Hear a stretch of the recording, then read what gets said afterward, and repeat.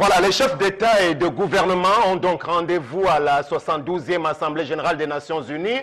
Ça se tient à New York. Ils ont, pour la plupart, presque tous, reçu l'invitation du Portugais António Guterres, qui est à la tête de l'ONU depuis quelques mois seulement, y compris donc le chef de l'État du Cameroun. Mais on dira de Paul Biya et de tous ceux qui l'accompagnent qu'ils auraient dû d'ailleurs décliner cette invitation, puisque le Cameroun traverse des périodes bien plus difficiles qui auraient permis à ce que notre chef d'État puisse s'attarder sur ces questions-là ici, puisque ça fait d'ailleurs de très longues années qu'il va à ces rencontres de l'ONU. On ne voit pas ce que ça nous rapporte, puisqu'il va y prendre part avec un tout jeune chef d'État qui a presque l'âge de son fils. Aujourd'hui, on va donc reparler de ce gouvernement du Cameroun, le gouvernement des nuls. Les nuls qui sont à la table de ce gouvernement-là, en tête desquels le chef d'entre eux, M. Yan Filemon. Ils ont donc presque tous reçu la belle leçon des gens du FMI. Le directeur général adjoint leur a prescrit des recommandations toutes spéciales en matière de bonne gouvernance. Il faut réduire la dépense publique, il ne faudrait pas tout embrasser. De toutes les façons, ils étaient là, tout oui, pour suivre cette belle leçon-là. On espère d'ailleurs que ceux-ci vont pour la plupart rester en poste parce qu'on n'entend plus rien du tout de ce remaniement qui va bientôt faire près de 7 ans déjà qu'ils sont en place. Charlemagne Bachou, bonjour. Bienvenue au Zénith. Bonjour, Sam Sévérango. Bonjour à tous les habitants de l'axe Bamedjo-Bameka qui ont vu la route complètement coupée. Bonjour à toutes les populations de l'extrême nord qui, faute d'avoir l'eau, ont décidé d'envahir les rues et prier tous les jours sur la chaussée jusqu'à ce que Dieu leur envoie l'eau. Béni soyez-vous. Et bonjour. Voilà, que Dieu puisse intervenir, c'est l'opinion de bon nombre d'observateurs qui pensent que le ciel du Cameroun s'assombrit de jour en jour avec cette série mauvaise entre Bafoussam et Bamedjo, vous l'avez dit? Bamedjo, Bameka, tout cet voilà. axe est cassé, donc il faut couper, il faut contourner par Batier. Et il faut dire que les populations de l'extrême nord, notamment la ville de Marois, tous les matins, tous les midi 13h, envahissent la chaussée pour prier. Pour que Dieu leur envoie la pluie au moins, parce qu'ils n'ont pas accès à de l'eau. Ils prient, tous chrétiens, musulmans confondus, tous les jours de ce côté. Vivement que le Dieu Tout-Puissant, ou alors Allah, puisse entendre et exaucer ses prières en direction du peuple camerounais qui trinque. On a appris encore ce matin très tôt qu'un grave accident de circulation impliquant un gros porteur entre Pouma et Boumiabel était en train de paralyser pratiquement la circulation. Donc on espère que les éléments de police et de la gendarmerie surtout sont à pied d'œuvre pour rendre les choses un peu plus fluides. Mais Guy, on vous accueille, bienvenue, bonjour. Bonjour Sam Sévérin et bonjour à tous nos téléspectateurs. J'espère que vous commencez la semaine du bon pied. Ben, écoutez, beaucoup de sujets encore ce matin et puis on attend vos contributions au 651 42 85 82 des SMS et puis notamment sur notre page Facebook 10 12 le Zénith. Voilà, à votre suite, on accueille le Mbombo Bengan, bonjour. Bonjour Sam Sévérin. Moi je salue les policiers, les gendarmes qui sont été affectés comme enquêteurs au tribunal criminel spécial. Kalara nous apprend ce matin qu'ils sont en train de fabriquer les preuves pour protéger certains mis en cause. Donc je les salue. C'est ça, comme ça qu'on protège les citoyens et leurs biens. Voilà. En fabriquant les preuves pour disculper beaucoup de gens. Merci. Les policiers et gendarmes du Cameroun qui se retrouvent très souvent également comme assurant la garde rapprochée de quelques hauts responsables, ministres, recteurs d'université et assimilés. Parfois même on les voit poster aux abords des microfinances de la place et autres banques, délaissant leur mission essentielle de prédilection qui est la protection des biens et des personnes. Aujourd'hui, on a assisté vendredi dernier à la célébration de la plupart d'entre eux qui ont reçu des nouvelles épaulettes. Je pense qu'on peut se poser la question de quel est le véritable rôle de notre police et de notre gendarmerie aujourd'hui, si nous sommes vraiment bien protégés. Mais de cela, on va parler toute une autre fois. Mesdames, Messieurs, bienvenue. Les Zénith commencent à présent avec l'histoire de Tendance qui nous permet de planter le décor. Bienvenue, bonjour à vous, Tendance. Bonjour Sam, bonjour encore tous ceux qui nous regardent ce matin. Scandale ce week-end. Une femme qui est devenue folle, Sam, elle dit, Seigneur, qu'est-ce que j'ai fait? Qu'est-ce que mon homme me veut? J'ai accouché la fille, j'ai accouché le garçon. À ce niveau, il veut me faire mourir. Je lui ai dit, maman, laisse. Lundi, dès que j'arrive au 10-12 le Zénith, je vais parler de tes problèmes et les téléspectateurs vont te résoudre ça. Que s'est-il passé? Au commencement, il était l'amour. Mais sauf qu'à la dernière minute, l'homme a tout changé. Ils don't change jam. Là, c'est en anglais. Elle dit que, donc comme elle a 2 enfants avec son homme, ils ont programmé le mariage, ça jusqu'à sortir les billets du mariage. Comment on te dit? Moi-même, elle m'a donné le billet du mariage, dernièrement. Mais ce vendredi, quand on s'est vu, elle me dit, je vais mourir. Dis-moi comment je vais me comporter. Elle a donné les billets du mariage à ses copines de la Réunion, ses collègues de service, les amis de son mari, ses camarades d'enfance, le clan d'âge. Elle a donné le billet de mariage à tout le monde. Moi, j'étais fière d'aller faire le one-man show, gagner mes 5 francs. Mais sauf qu'à la dernière minute, l'homme aime le contrôle. Dans le contrôle, dans quel sens? Il y a eu trop de topo. Il y a trop de babadage, de bouhaha. Mais je ne sais pas clairement ce qui s'est passé. C'est que jeudi, son mari lui a dit, ma chérie, on est obligé d'annuler le mariage. Elle dit à son homme, annuler le mariage, comment? Il dit non, on va annuler. Et du coup, elle est partie appeler la mère de son mari, le père de... Donc elle a fait convoquer les gens au tribunal familial. Quand on arrive, l'homme dit que non, ce n'est plus ça, qu'elle n'a plus l'élément déclencheur. Donc elle peut devenir folle. Elle pleure parce qu'elle a donné les billets du mariage, elle a organisé, elle a même pris l'argent dans les tontines pour aider son mari pour le mariage. Monsieur a dit non, elle n'a plus l'élément déclencheur. Voilà, ça n'a pas de motif.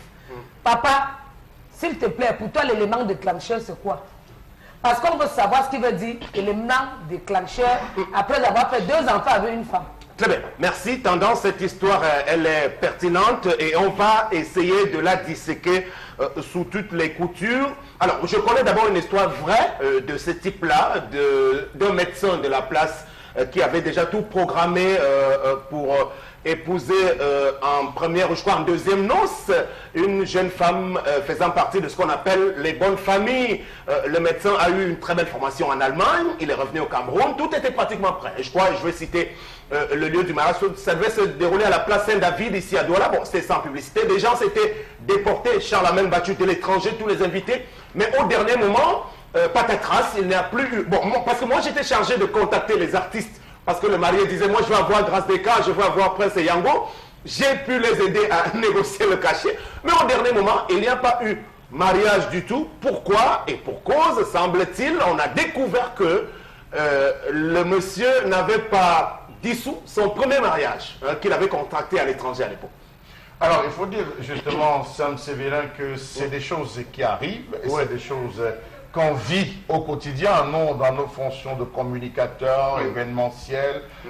Il faut dire qu'il est arrivé des fois où vous vous retrouvez même à la mairie, lorsqu'il faut signer.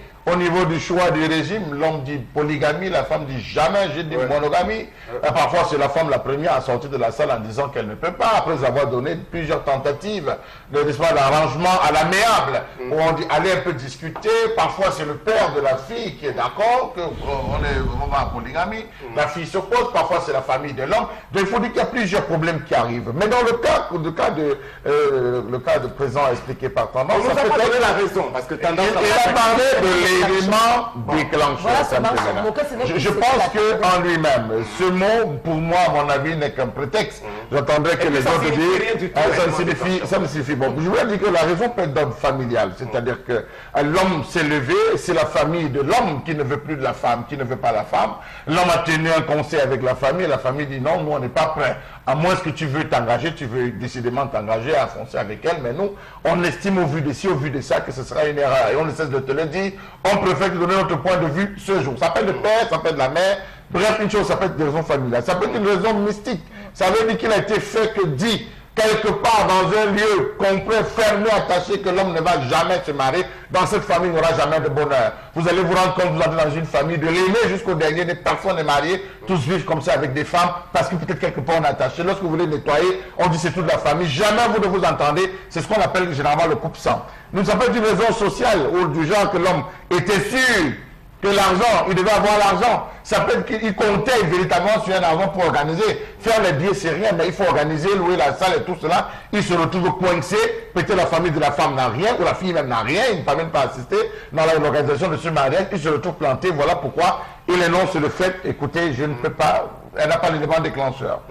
Je pense ça. Alors, très bien. Alors, Megis, c'est une histoire, on a envie, on l'a dit, dans nos environnements aujourd'hui. Mais je voudrais d'abord rappeler un postulat, c'est que on dit souvent le diable n'aime pas entendre le mot mariage. C'est-à-dire qu'au dernier moment, on demande toujours, même dans la salle, que s'il existe quelqu'un encore qui est contre cette histoire, qu'il lève le doigt ou bien qu'il se taise à jamais. Ça veut dire que jusqu'au dernier moment, il y a des risques. Il y a des risques, souvent même le jour J même. Hein. Oui. Le jour J, vous avez des couples qui s'éclatent comme ça le jour du mariage civil. Il y a une grosse querelle qui se déclenche. On ne sait pas d'où elle est partie, la querelle, mais tout compte fait, ça porte préjudice au bon déroulement de la cérémonie. Même pendant les dots, il y a des dots où les deux familles n'arrivent pas à s'entendre. Il y a un esclandre qui démarre comme ça. On ne sait pas ce qui se passe. Bon, pour le cas échéant, quand même, c'est dommage parce que moi, j'imagine la frustration qui va exister au sein de ce couple après ça. On a une femme qui est extrêmement déçue, humiliée même.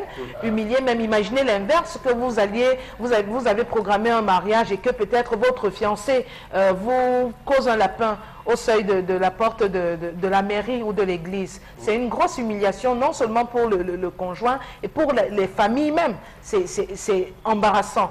Donc moi, je crois quand même que Charles Armel a étayé un certain nombre d'idées qui ne sont pas du tout à négliger, notamment le mystique qui peut intervenir, parce que oui, il y a des personnes qui peuvent ne pas être contentes. Ça peut être du fait de la famille, ça peut être du fait d'une autre femme, parce que voilà, du fait d'une autre femme, il y a des hommes qui cachent beaucoup de choses. Peut-être qu'il a fait des enfants, il a promis le mariage à quelqu'un d'autre et qui a décidé que, ok, si ce n'est pas moi, ce ne sera personne. C'est pour cela qu'on va dire peut-être qu'à ce niveau, ils n'ont pas bien suivi la préparation au mariage, parce que chez les chrétiens catholiques, vous avez une période de 3 mois qu'on vous donne. Et là, il faut un minimum de sincérité, mais c'est-à-dire qu'il faut tout se dire, il ne faut rien se cacher pour que jusqu'au dernier moment, il n'y ait pas une raison que quelqu'un va trouver. Tout à fait, parce que dire qu'on a déjà tout programmé pour le mariage et qu'après tu dis qu'il n'y a pas d'élément déclencheur, je ne pense pas que ce sera après avoir annulé le mariage que l'élément déclencheur refera surface. C'est une façon d'annuler même de fait la relation entre cette femme et son mari, parce que comment tu vas expliquer à ta femme, si tu n'arrives même pas à être explicite, lui dire, écoute, voilà exactement le problème.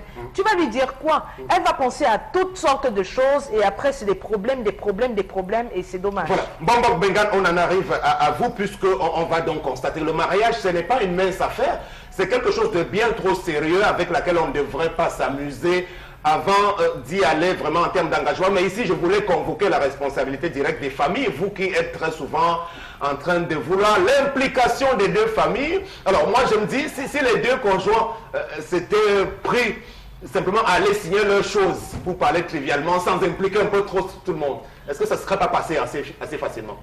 Non, Sam.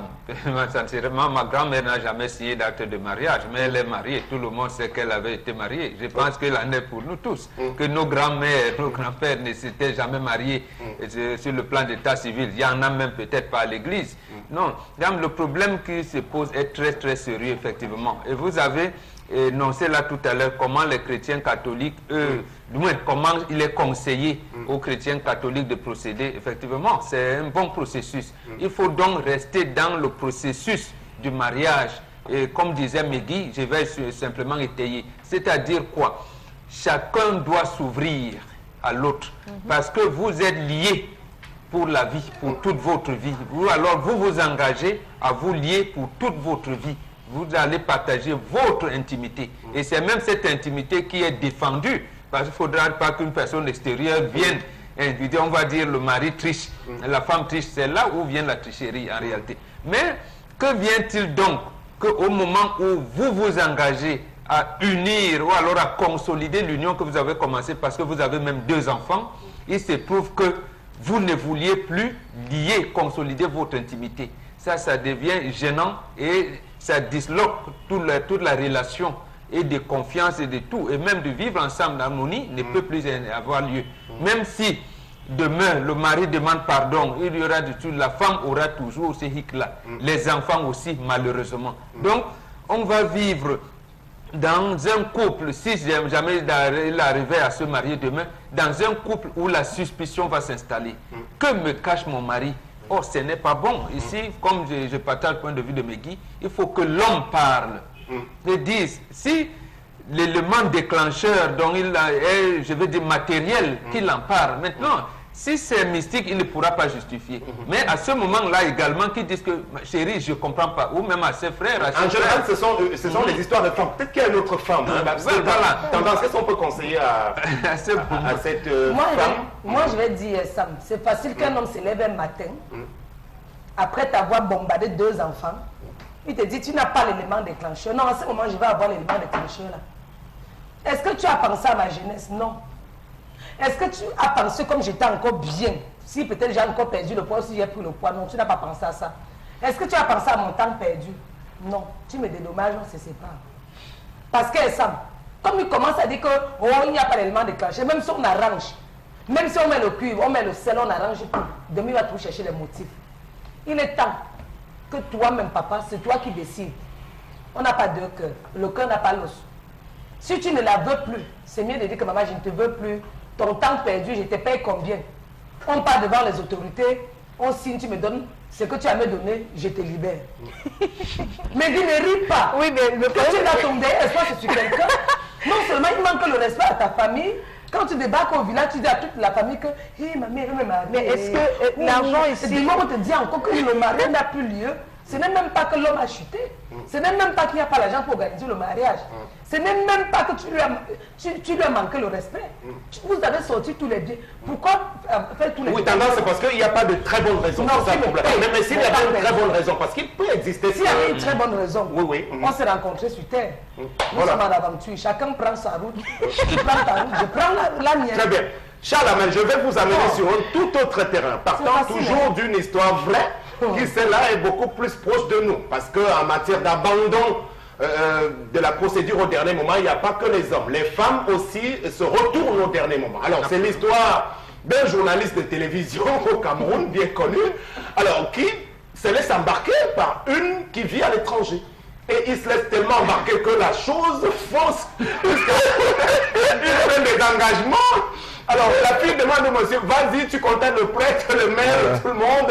On connaît bien, je vais m'occuper de ceci, cela. Voici les photos, voici tel genre de robe que j'ai porté. Au dernier moment, je t'assure, je vous assure, la fille n'a plus... Dès que le monsieur le maire dit, demande à ta fiancée d'envoyer la photocopie de son passeport pour qu'on fasse la publication des bancs, c'est là où tout a commencé à coincer. Et jusqu'aujourd'hui, on n'a jamais su pour quelle raison est-ce que la fille s'est retournée au dernier moment. Donc, ce n'est pas seulement les femmes qui sont les victimes, les hommes en sont également.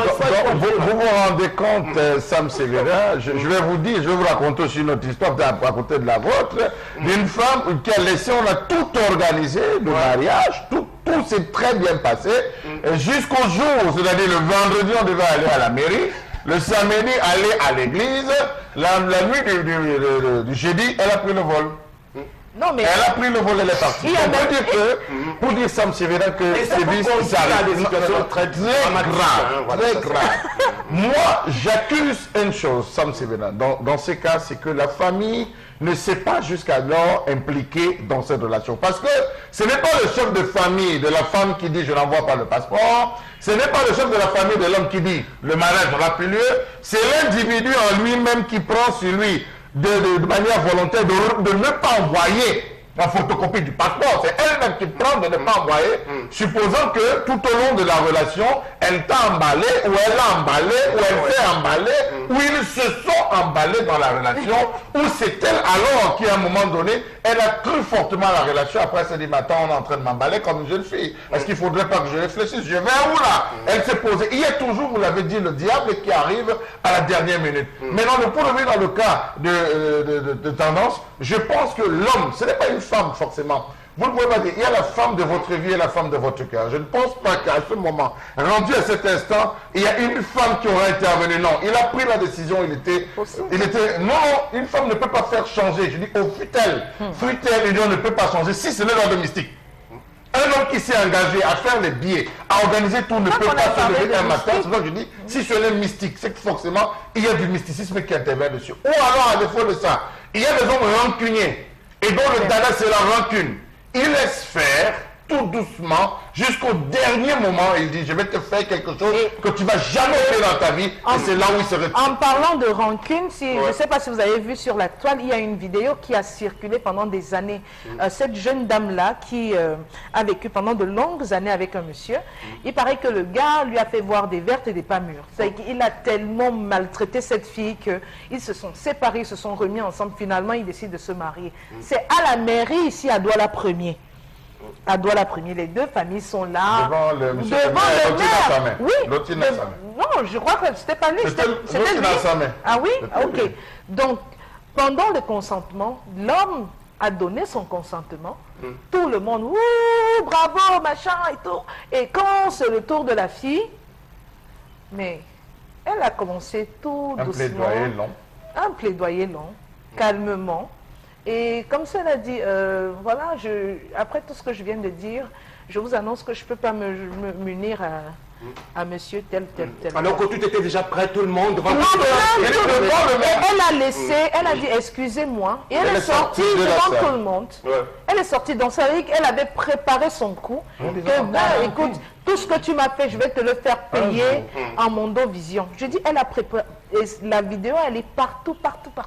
Alors, Mbambok, c'est de la perfidie, là. On ne peut pas comprendre ce type de choses. Bon, heureusement, pour l'histoire du journaliste que je connais, bon, ce n'est pas arrivé jusque-là, hein, parce que, bon, on a très vite rattrapé la situation. Mais qu'est-ce qui peut justifier? Il faut un minimum de sincérité. Moi, je pense que ça ne sert à rien de vouloir se venger comme cela et chercher à humilier la personne. Si vous ne vous sentez pas prêt, il ne faut pas y aller. Oui, il ne faut pas y aller, ça. Mais sauf que l'homme est né méchant. De tous les êtres qui existent, je parle, c'est l'homme qui peut faire la méchanceté de manière gratuite.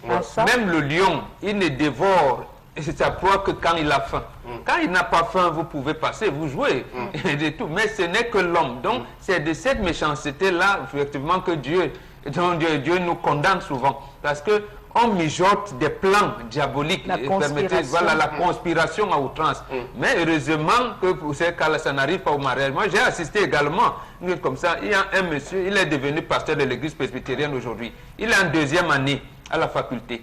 Il vit avec une fille, il doit se marier pour continuer son processus. Et comme disait Megui, c'est pendant la dot que la fille a bien fait d'organiser dans la maison de ses parents. Il y a une cérémonie où on la laisse dans la chambre pour dire que bon, qui cherchez-vous, c'est même que on a attendu ce matin, jusqu'un jour où un de ses cousins qui était parti vers le besoin de Dieu m'a dit, mais elle est sortie, elle est partie, elle n'est même pas là. On a peur comme si, quand la maman rentre dans la chambre où elle a laissé la fille, on a trouvé qu'elle n'était plus là. Finalement, donc c'est cette méchanceté-là qu'il faut, et peut-être même que la nature s'est organisée les choses, mieux vaut que ça arrive là. Pour le cas précis, qu'on dise à la femme de laisser cet homme partir avec, comme on dit au quartier, sa malchance. Vous avez fait des enfants, ce n'est pas elle, c'est même lui. Si la femme tient à avoir une récompense de cet homme, c'est elle qui va porter ça à la malchance. Mais à tous ceux qui font du mal, hein, que ce soit pour se venger ou alors pour le faire de façon gratuite, je voudrais simplement leur rappeler ce qu'on a dit ici la semaine dernière, c'est-à-dire que rien ne se crée, rien ne s'invente, tout se transforme. Donc on arrive toujours à payer les choses absolument. Et tout se fait ici-bas, Sam. Tout à fait. Tous les hommes qui sont là, qui veulent freiner la vie des filles, vraiment, il y a le dernier jugement sur terre. À la dernière minute, vous allez répondre de vos actes. Voilà mon français qui finit un lundi. Retenez la date, l'heure et le jour. Vous allez dire que il y a une fille qui, lorsqu'il bavarde trop comme ça, elle avait dit que quand tout ce que vous faites, votre passé vous rattrape. Parfois, tu vois un homme qui arrive dans ta vie, te donne la poisse. Et quand vous vous séparez, tu deviens bien. Sam, je vais prendre les exemples sur moi. J'avais un boxeur dans ma vie. Le gars a fait m'a remarqué négativement. Mais depuis que je me suis séparé du boxeur, j'ai repris ma beauté. Le gars me faisait le Jacques, j'avais les bleus partout. Le gars me... Et tu sais que la bouche de la femme sort. On dit qu'il ne faut pas nécessairement pleurer d'une séparation. Faut pas s'effondrer totalement. Quand quelqu'un gêne la maman, ma chérie, calme-toi, c'est que ça fait mal, ça choque. C'est arrivé. Pour moi, elle considère qu'il est mort. Je sais que les gens m'ont dit que ce n'est pas ça, c'est des gros mots. Je préfère dire le mot là. J'assume mes propos comme Megui dit souvent. C'est un mot que j'ai tiré. Voilà, mais il y a des messages. Il y a un problème, c'est que tant que vous n'avez pas percé un abcès, aussi longtemps vivez-vous, vous aurez toujours des interrogations. C'est la raison pour laquelle il y a des secrets qui, lorsqu'ils sont percés 84 ans ou 30 ans après, réussissent toujours et réussissent parfois à apaiser des grosses et des vives douleurs. Donc j'estime que tant que cette femme ne saura pas quel est cet élément déclencheur, l'homme a avancé, c'est un prétexte, il faudrait qu'on lui explique. Lorsqu'on vous explique, vous êtes prêt à assumer. Là, il y a le libre arbitre, mais la personne s'est déchargée. Mais tant qu'elle ne connaîtra pas la vérité, aussi longtemps vivra-t-elle avec un homme, elle aura toujours cette crainte que tôt ou tard, ça pourra ressortir. Donc, il faut un minimum de sincérité. Oui, il faut dialoguer. Oui. Quelle que soit la raison, il faut avoir le courage de la donner à votre vis-à-vis. Et bon, on va peut-être terminer en demandant quels sont les critères essentiels sur lesquels on doit s'appuyer pour faire le choix, pour se déterminer à aller. Parce qu'on dit, un chanteur, il a dit, l'amour ne regarde pas par les yeux, mais par l'âme. Bon, même je ne comprends pas trop, bon, pour dire qu'il ne faut pas toujours regarder la beauté physique. Mais est-ce que la beauté physique, ce n'est pas ça l'élément déclencheur dont parlait Tendance? Non, la beauté physique n'est pas l'élément déclencheur. Lorsqu'il est constitué un élément déclencheur, vous n'y mettrez pas long. C'est ce que j'entends souvent un terme qui est sur cette base-là qu'on part toujours. Oui, mais malheureusement, mais sauf que même lorsqu'il y a cette attirance, vous dites quel est notre projet de vie commun. C'est ça, en fait, c'est le projet de vie commune qu'on veut enlever. C'est à ce moment que lorsque vous tombez d'accord sur votre projet de vie commune, que vous allez voir que même si vous êtes catholique, l'autre protestant, vous pouvez vous unir. Ainsi de suite. Donc, c'est ça, le projet de vie commune. C'est ça qu'il faut... Projet de vie, très bien maintenant, mais parce que là, les jolies filles qui attirent le plus, la plupart des cas, elles ne sont pas aussi dotées de très bonnes habitudes. Alors, que faire? Ne pas épouser les plus belles qui n'ont pas les bonnes habitudes. Le problème, c'est qu'on nous dit souvent, hein, quand vous demandez à quelqu'un pourquoi est-ce que tu aimes ta femme, pourquoi est-ce que tu aimes ton mari, si tu dis je l'aime parce qu'il est beau, ça veut dire que demain, s'il n'est plus beau, tu ne l'aimeras plus. Et ça, c'est pas de l'amour. Généralement, on aime parce qu'on ne sait même pas pourquoi on aime. On aime quelqu'un, c'est une pulsion, on aime, c'est tout. C'est pour ça que vous allez être étonné. Vous allez être étonné de voir quelqu'un, vous allez estimer que sa femme est très laide, mais lui, il aime à la folie, parce que vous ne savez pas ce qu'il ressent face à elle.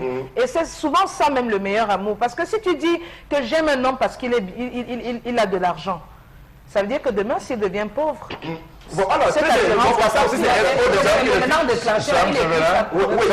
terminer, mais s'il y a 2 ou 3 messages, vous voulez préparer, mais d'abord, ça peut être que cette femme aura passé tout le temps qu'elle aura fait avec cet homme à pratiquer. Le jour où il a décidé de l'épouser, c'est fini. Là, tu gâtes tout. Non, je dis c'est fini.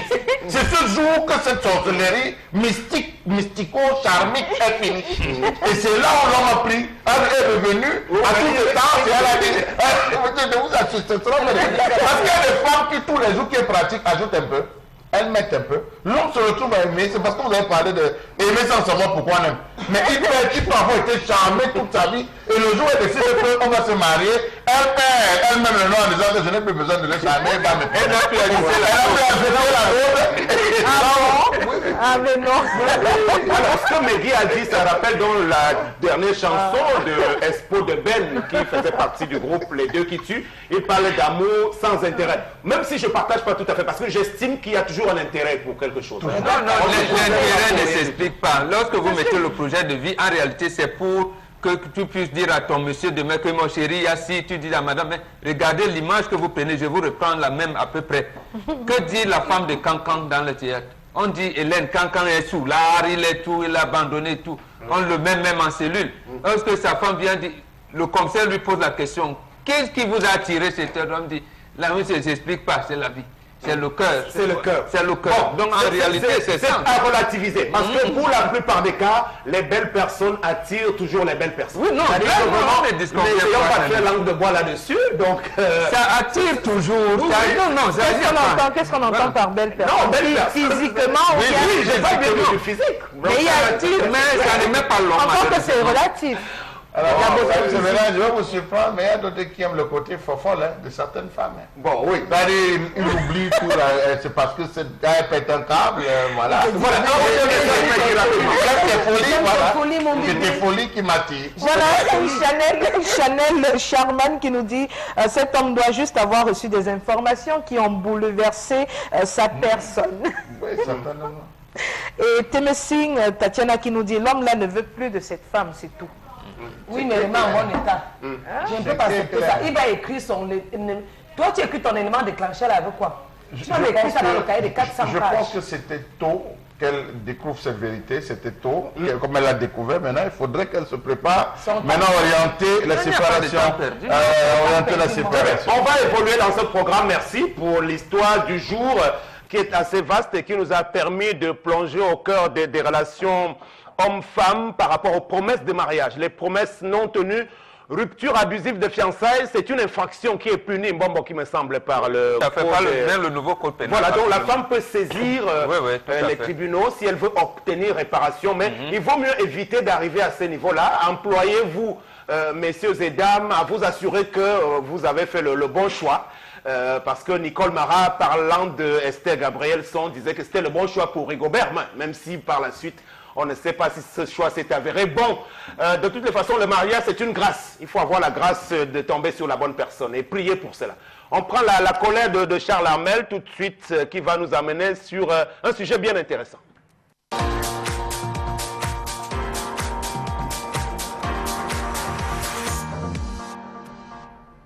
Je m'interroge ce jour sur la question du trop-plein des conseils nationaux dans ce pays. Chaque jour qui passe, chaque mois qui passe, on apprend création du Conseil national de X et de Y. À quoi nous sert véritablement ce trop-plein de conseils nationaux dans ce pays qui ne résout en vérité aucun problème?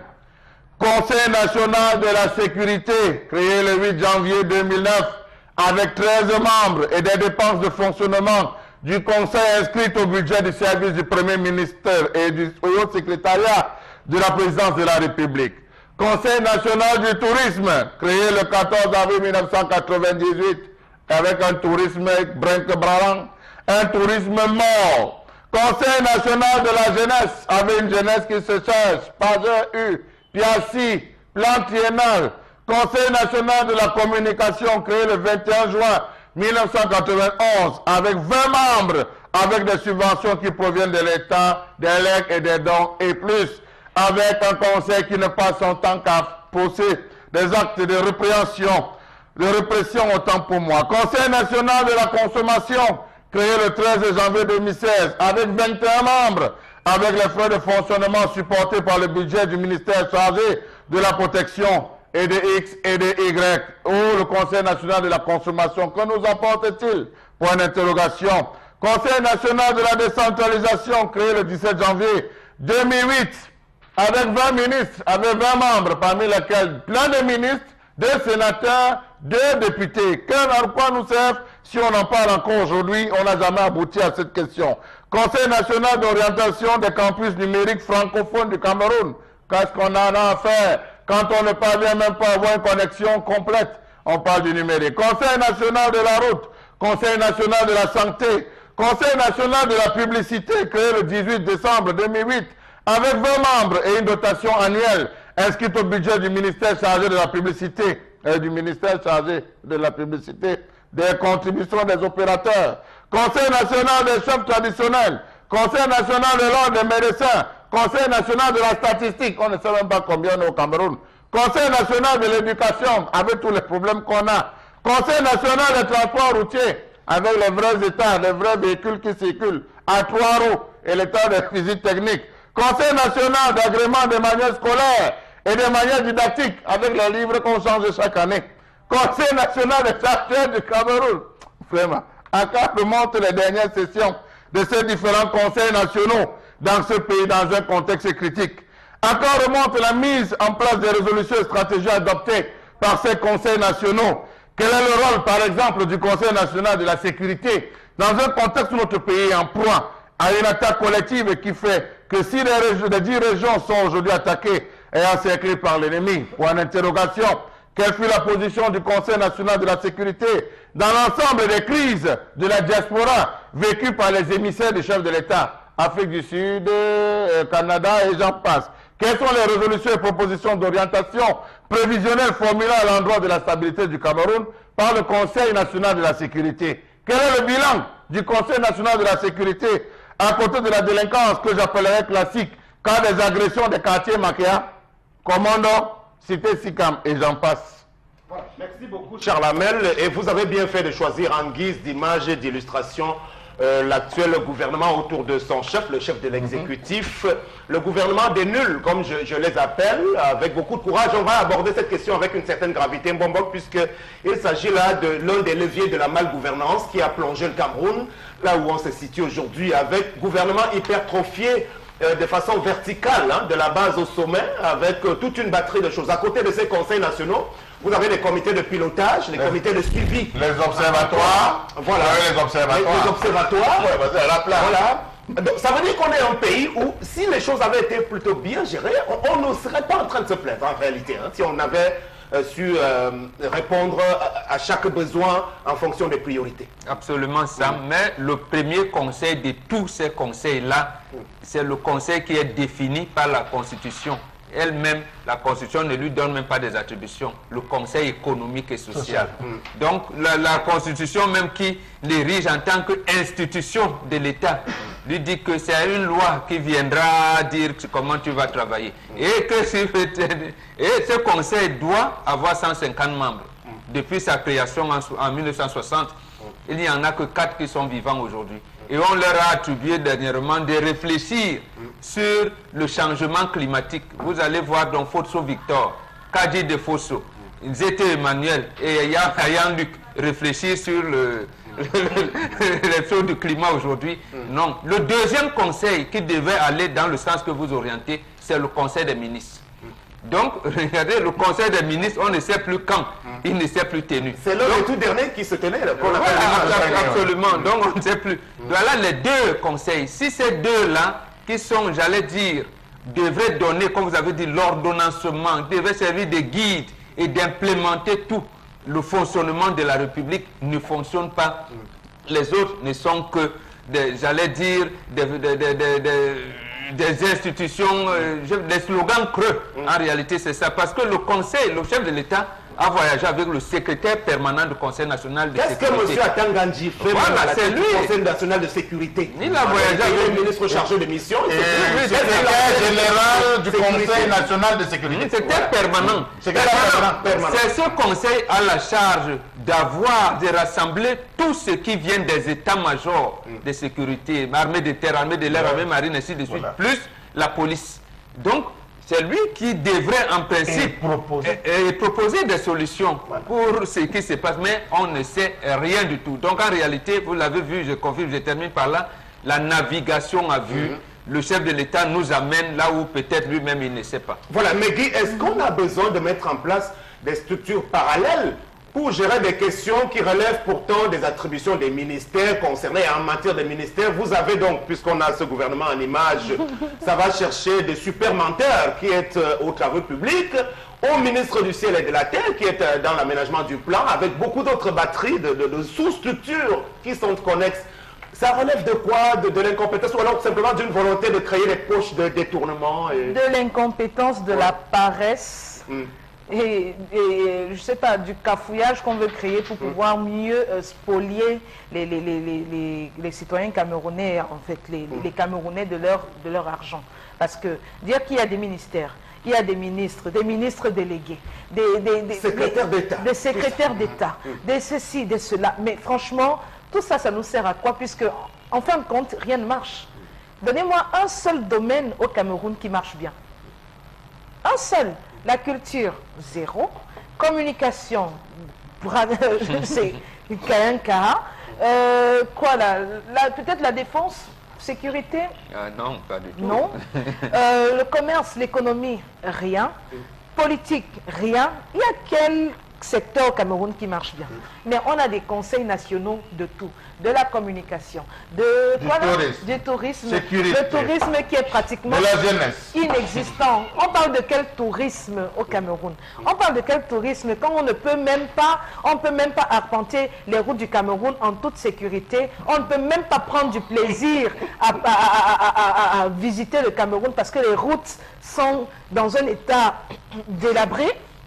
Mais attendez, on nous parle de quoi? Les conseils nationaux, mais ça nous sert à quoi? Si ce n'est pas juste à gonfler dire que oui, on a donné tel budget pour ceci. Puisqu'à chaque session d'un de ces conseils, voilà.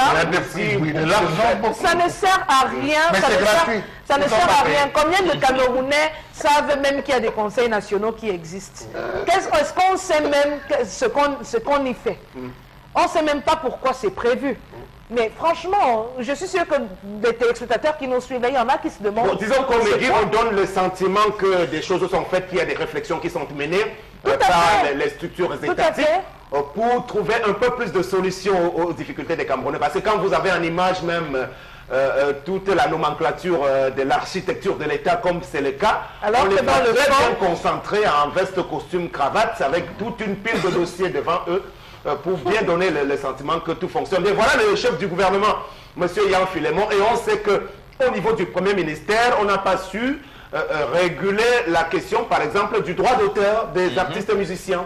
Et aujourd'hui, on est toujours dans la cacophonie de ce côté-là, par la faute du chef du gouvernement, y compris pour le football aussi, parce qu'il y a aujourd'hui un État qui est un peu impuissant. Bon, on ne va pas totalement noircir le tableau, la tendance va peut-être se mettre un peu de bémol. Quand tu parlais du droit d'auteur, j'ai lu dans le Messager, parce que je m'instruis maintenant, il me faut lire les journaux. En tant que citoyenne camerounaise, je dois tout connaître. Dans le Messager, ils ont titré « Droit d'auteur, dédié et Yango traduit en justice ». Le prince d'Engalmois. Quand les gens dans le journal me disent qu'ils sèment le désordre, qu'ils sèment le désordre parmi les artistes, ils sèment le désordre en faisant quoi? Point d'interrogation. De deux, je reviens au sujet que vous avez oublié. Vous avez oublié les journées. Journée internationale de... Il y a toujours les ministres parmi. Journée internationale de l'eau. Journée internationale pour laver les mains. Journée internationale de la salutation. Journée internationale des journalistes. Donc il y a tellement de journées que ça, je ne comprends pas pourquoi Chalamé a oublié les journées. Les journées qui n'existent pas, que je ne savais même pas quand j'étais petite. Mais au fur et à mesure que je grandis, je vois journée internationale et il y a toujours les ministres. On va te dire, c'est le ministre de la journée internationale de la salutation pour saluer les gens. Et il y a son vice, il y a son adjoint. Et tout ça, moi je me suis perdu. Oui, vous faites même tout ça pourquoi? Dites-moi. Hein? Vous faites tout ça pourquoi? Pour nous escroquer, non? Les choses vont changer très vite. Parce que j'ai confiance à mon père. Quand il commence à faire les yeux doux, l'opération épervier. Quand l'opération épervier commence à faire les yeux doux, c'est vous qui pleurez. D'abord, c'est que quand je cherche ces problèmes, qu'on ne compte pas sur moi. Je sais pourquoi il dit ça. Oui, tendance, mais à ta suite, je voudrais quand même ajouter que c'est le père lui-même, comme tu l'appelles, qui est à la base de tout ceci, puisqu'il laisse faire toutes ces personnes qui ne veulent pas présenter la situation telle qu'elle se situe exactement. Charles, même ce week-end, on a assisté à l'image du directeur général adjoint du FMI qui était en train de leur prodiguer pratiquement les leçons de gestion alors qu'ils savent pertinemment ce qu'ils auraient dû faire. Alors, Somme Sévérin, ce n'est pas nous qui allons inventer le fil à couper le beurre. Ils connaissent ce qu'ils ont à faire. Regardez la preuve, le langage a changé depuis peu.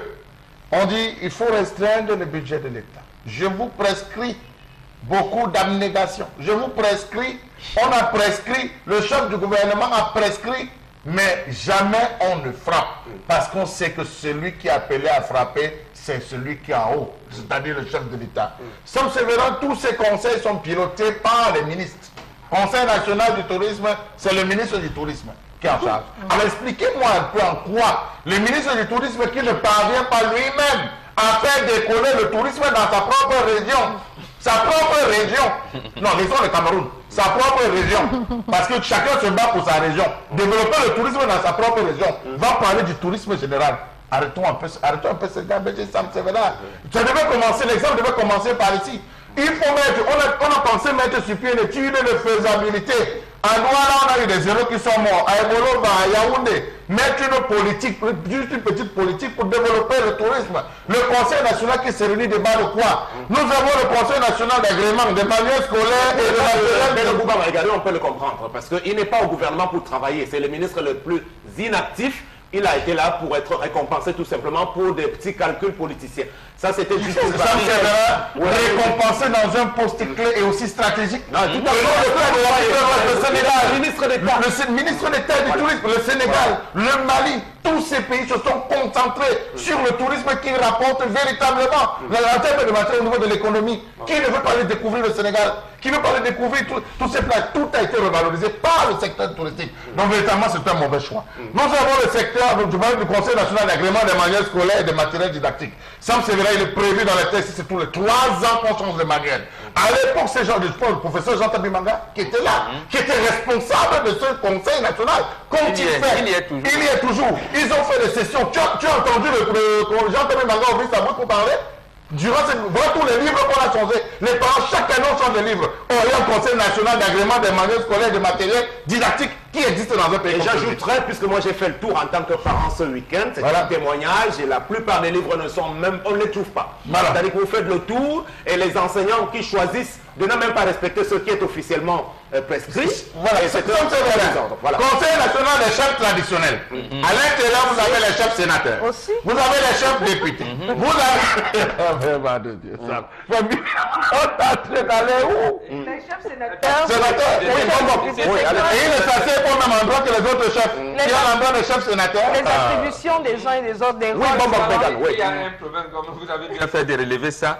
L'actuel ministre délégué au transport était le tout premier directeur du bureau général du fret terrestre. Du bureau de gestion du fret terrestre. Qui est à l'époque directeur général du Conseil national des chargeurs du Cameroun. Et on vous dit, le Conseil national des chargeurs du Cameroun appuie tous les acteurs de la chaîne de transport au Cameroun en leur donnant des conseils. Et en leur disant comment se comporter sur le plan international. Ouais. Et voilà le BGFT aujourd'hui. Selon les enquêtes menées par la CONAC, nous dit qu'il brasse en un an plus de 300 milliards de francs. Voilà l'argent qui est là. Où va tout cet argent? Où va cet argent? Et on ne sait pas si...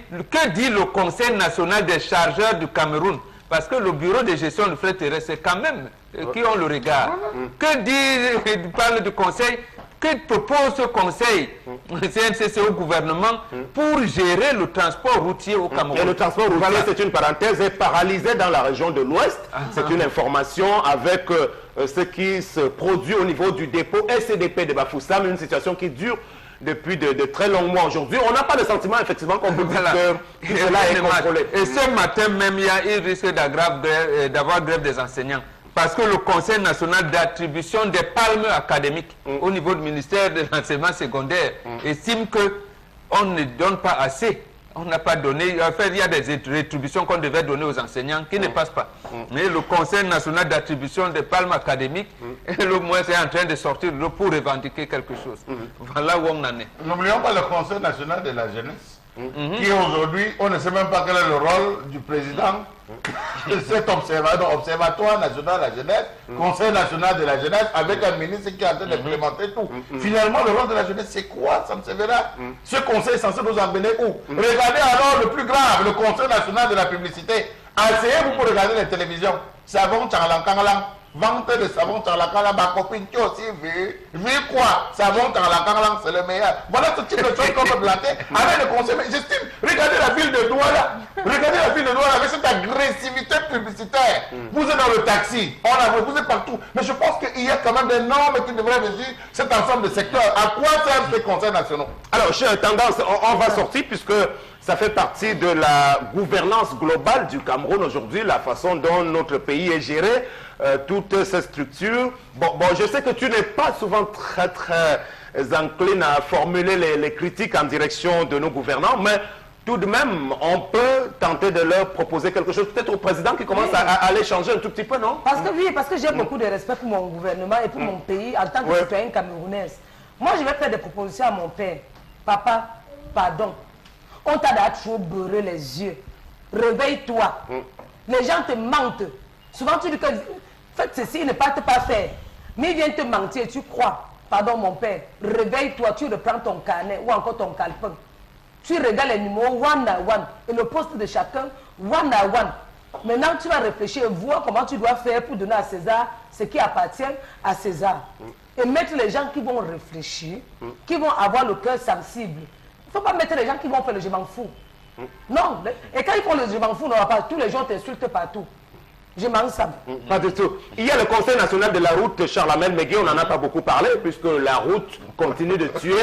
Elle est totalement aujourd'hui affaissée entre Bafoussam, Bamenjo et Bameka. Alors, que fait le Conaroute en réalité, puisque ça existe?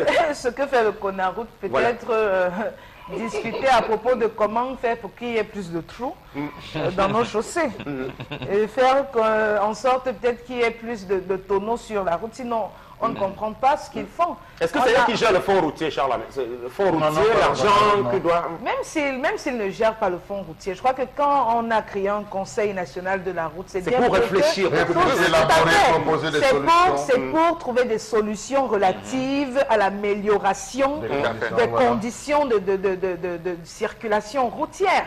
Donc tout ce qui englobe la circulation routière, ils doivent y réfléchir, que ce soit sur le plan financier, que ce soit sur le plan, je sais pas, moral, tout.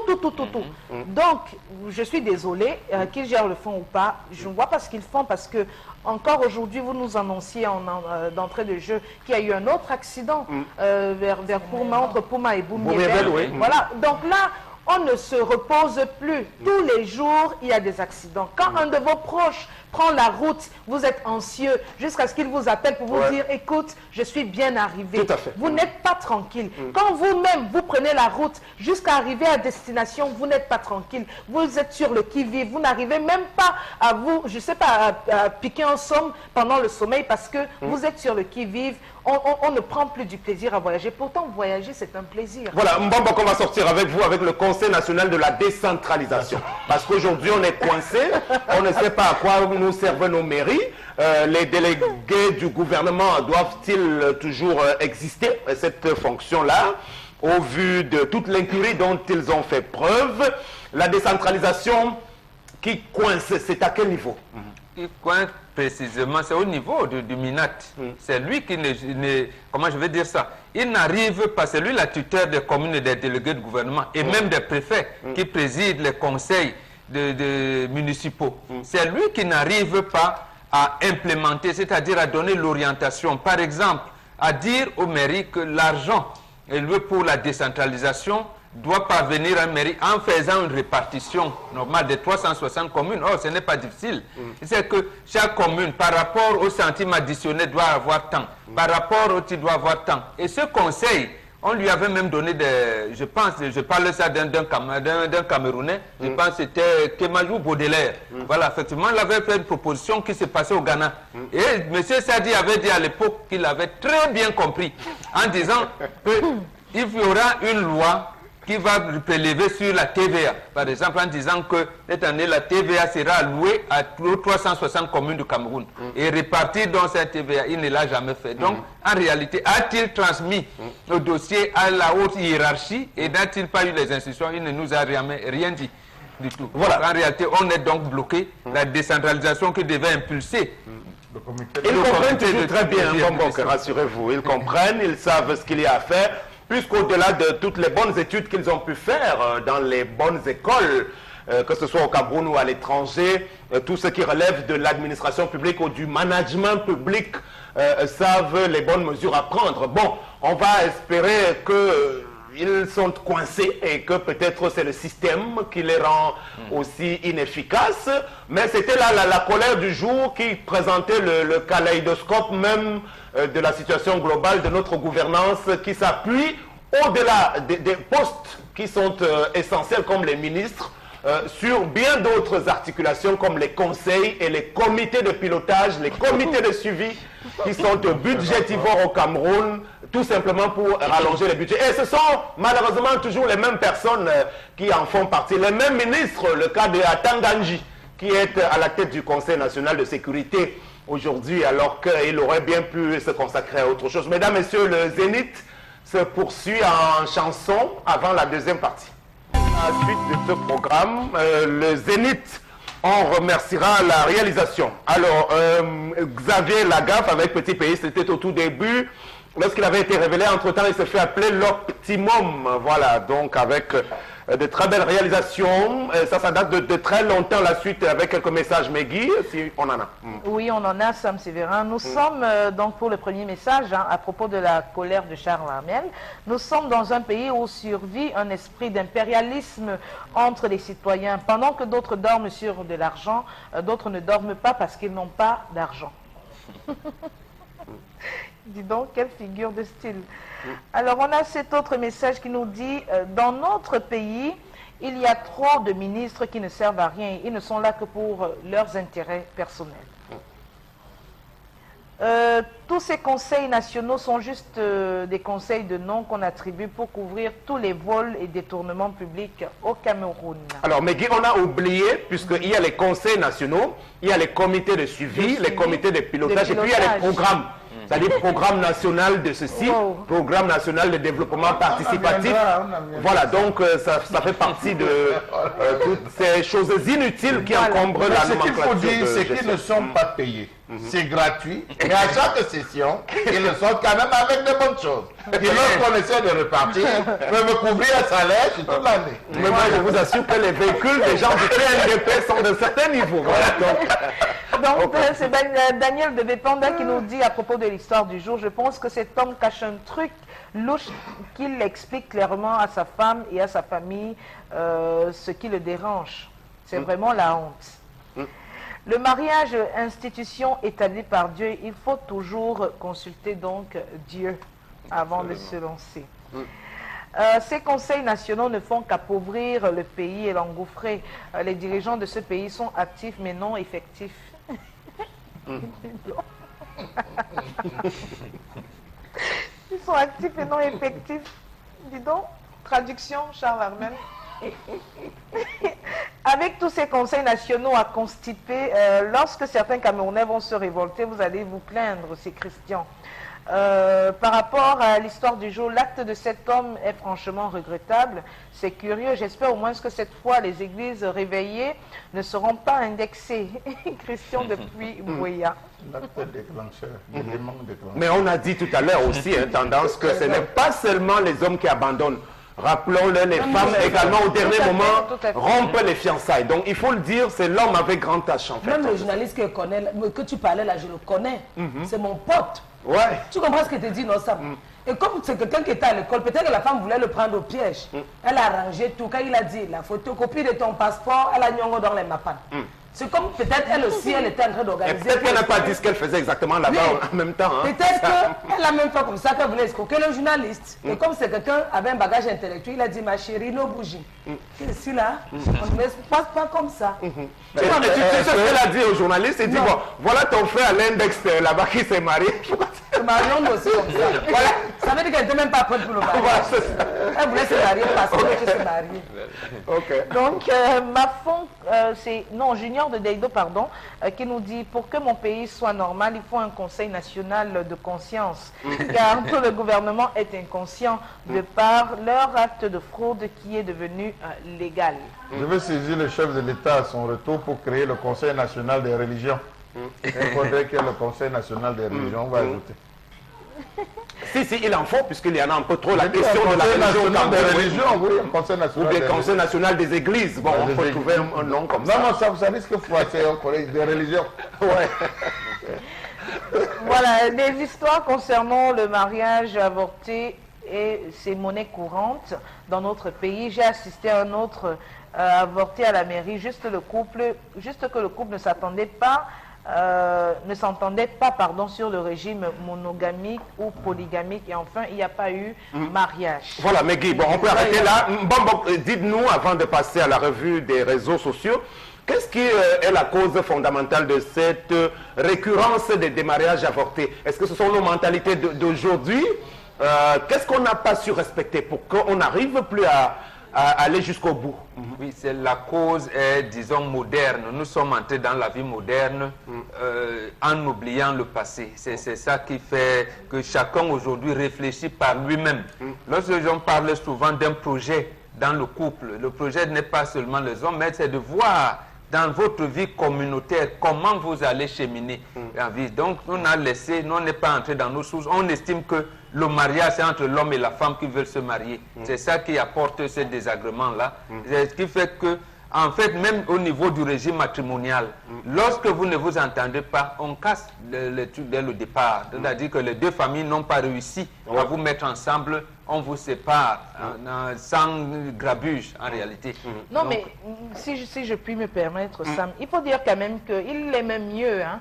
Ça peut être douloureux, ça peut être frustrant, mais il y a des gens qui se mettent souvent ensemble, pas pour de bonnes raisons. On peut se rendre compte, avant de vraiment franchir le pas, qu'on est en train de commettre une erreur. Autant mieux vraiment encore faire marche arrière, au lieu de se lancer dans un mariage malheureux. D'où la nécessité de bien se préparer. Il faut un temps. Est-ce que, même si je suis souvent un peu contre cette conception, est-ce qu'il faut nécessairement passer un peu plus de mois, d'années ensemble?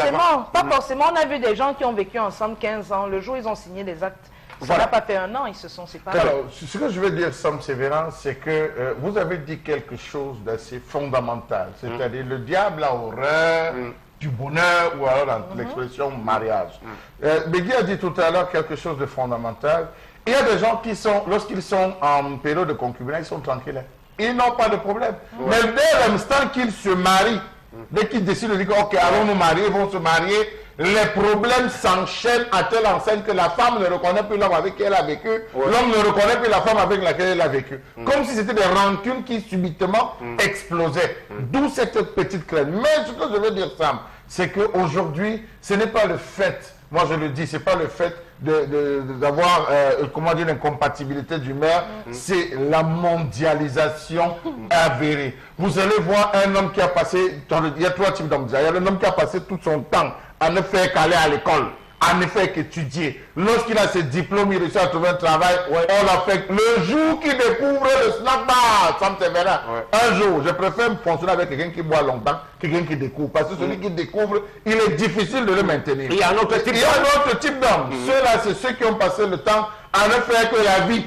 Ils ne connaissent que la vie. Il a fonctionné comme ça. Lorsqu'il entre dans le mariage, il ne veut pas arrêter, il ne sait pas faire la part des choses entre le dehors et l'intérieur. Et le dernier type d'homme, ceux qui ont été trop à cheval, école-vie. Voilà ce type de mariage qui réussit. Parce que lorsqu'il est trop école, la femme veut casser, il amène un peu la vie de dehors, il réussit à briser. Donc, mieux vaudrait être au milieu que d'être le carré. Parce qu'un homme qui ne boit pas, les femmes le disent tout le temps, un homme qui ne boit pas, qui ne fume pas, il a d'autres... Voilà, maintenant, on va quand même mettre un bémol parce que présenter le mariage quand on se décide à y aller comme une source de malheur, c'est pas bon non plus. Ce sont des épreuves plutôt pour vous éprouver, si je peux me répéter, si vous allez au bout. Parce qu'il faut le dire, Mbombo Megui, le mariage est plutôt source de bénédiction. Absolument. Dieu bénit les unions. Et lorsque vous réussissez à le faire, par la suite, vous allez voir abonder de très bonnes choses, je crois. Absolument. L'homme viveur ou pas viveur, on prépare l'homme au mariage. Ça, on prépare, c'est justement pour vivre ce bonheur-là. Et il y a eu des situations où, je ne veux pas citer les noms, c'est ça qui a inspiré la chanson de Francis Bébé, le fils d'Angata Moudiou. Il a même commis un ouvrage dessus. Vous vous mariez pour beaucoup de nos aînés qui étaient partis étudier en France, en Europe avec les bourses. Ta fiancée là-bas, elle étudie aussi. Premier enfant est métisse. Ils ne divorcent pas. Et leur cheminement jusqu'à leur retraite ils sont restés de vivre dans l'épanouissement total de la famille. Alors qu'il y a un enfant métis qui plus est l'aîné. Ce qu'il faut préciser, c'est que ce blanc, cet enfant métis, ce blanc, le père s'occupait. C'était pour les étudiants. Non, la même histoire, on avait interviewé Francis Bébé qui avait démontré que certains noirs qui étaient dans les difficultés de pouvoir s'affirmer en Europe passer par ce procédé pour percevoir de l'argent. Bon. Et c'est ce qui se passe actuellement aujourd'hui, les jeunes filles, lorsqu'elles arrivent. Mais reconnaissant au mariage toutes ces vertus, c'est effectivement que même ce cas-là était gérable, a été même bien géré, et ce couple a fini de merveilles. Merci. À présent, on prend la revue des actualités du net, la revue des réseaux sociaux avec vous, Megui. Merci Sam Sévérin. Donc, on entre dans une nouvelle semaine et le week-end a été riche en actualités, en informations qui ont suscité beaucoup de buzz sur la toile, notamment donc ces explosions de bombes à Bamenda dans la région du nord-ouest qui ont terroriser les populations. Des bombes de fabrication artisanale ont explosé ce week-end au carrefour de l'hôpital régional de Bamenda. Selon une source policière, il y avait deux autres charges explosives déposées près de ce carrefour. On rappelle donc le lundi 11 septembre dernier, les populations de Bamenda avaient été réveillées vers 4 heures du matin par l'explosion d'une bombe artisanale déclenchée à distance. Alors, tendance aux dernières nouvelles ce matin, le calme serait revenu à Bamenda, mais un calme précaire. Qui sont les poseurs de bombes? Est-ce qu'on peut savoir d'où est-ce que ça provient vraiment? Ce sont les enfants que nous accouchons ensemble. Tu ne veux pas là dire quoi? Quand tu n'accouches pas, tu pouvais l'accoucher. En accouchant, même tu n'es pas à l'abri des problèmes. Donc, depuis qu'on parle là, ils sont assis sur leurs oreilles. Les médias parlent. Moi, tendance que je parle, vous m'insultez. Tendance que je parle. L'émission Le Zénith parle. Et qui n'ose pas même qu'on veut la paix dans le pays. On commence par Bamenda parce que nous sommes tous des Camerounais. Vous faites ce que vous voulez. Les bombes la sortent d'où? C'est la question que moi je me pose ça. Si vous croyez qu'on va toujours regarder l'image du Cameroun comme ça dans tout le monde entier, je ne pense pas qu'en faisant ça on va arriver. Non. Ne faites plus ça. Mais voilà que vous avez chassé tous les enfants dans les zones anglophones. Alors même que la paix revient, nos enfants ne sont plus là. Qui paie? Nous perdons. Vous perdez.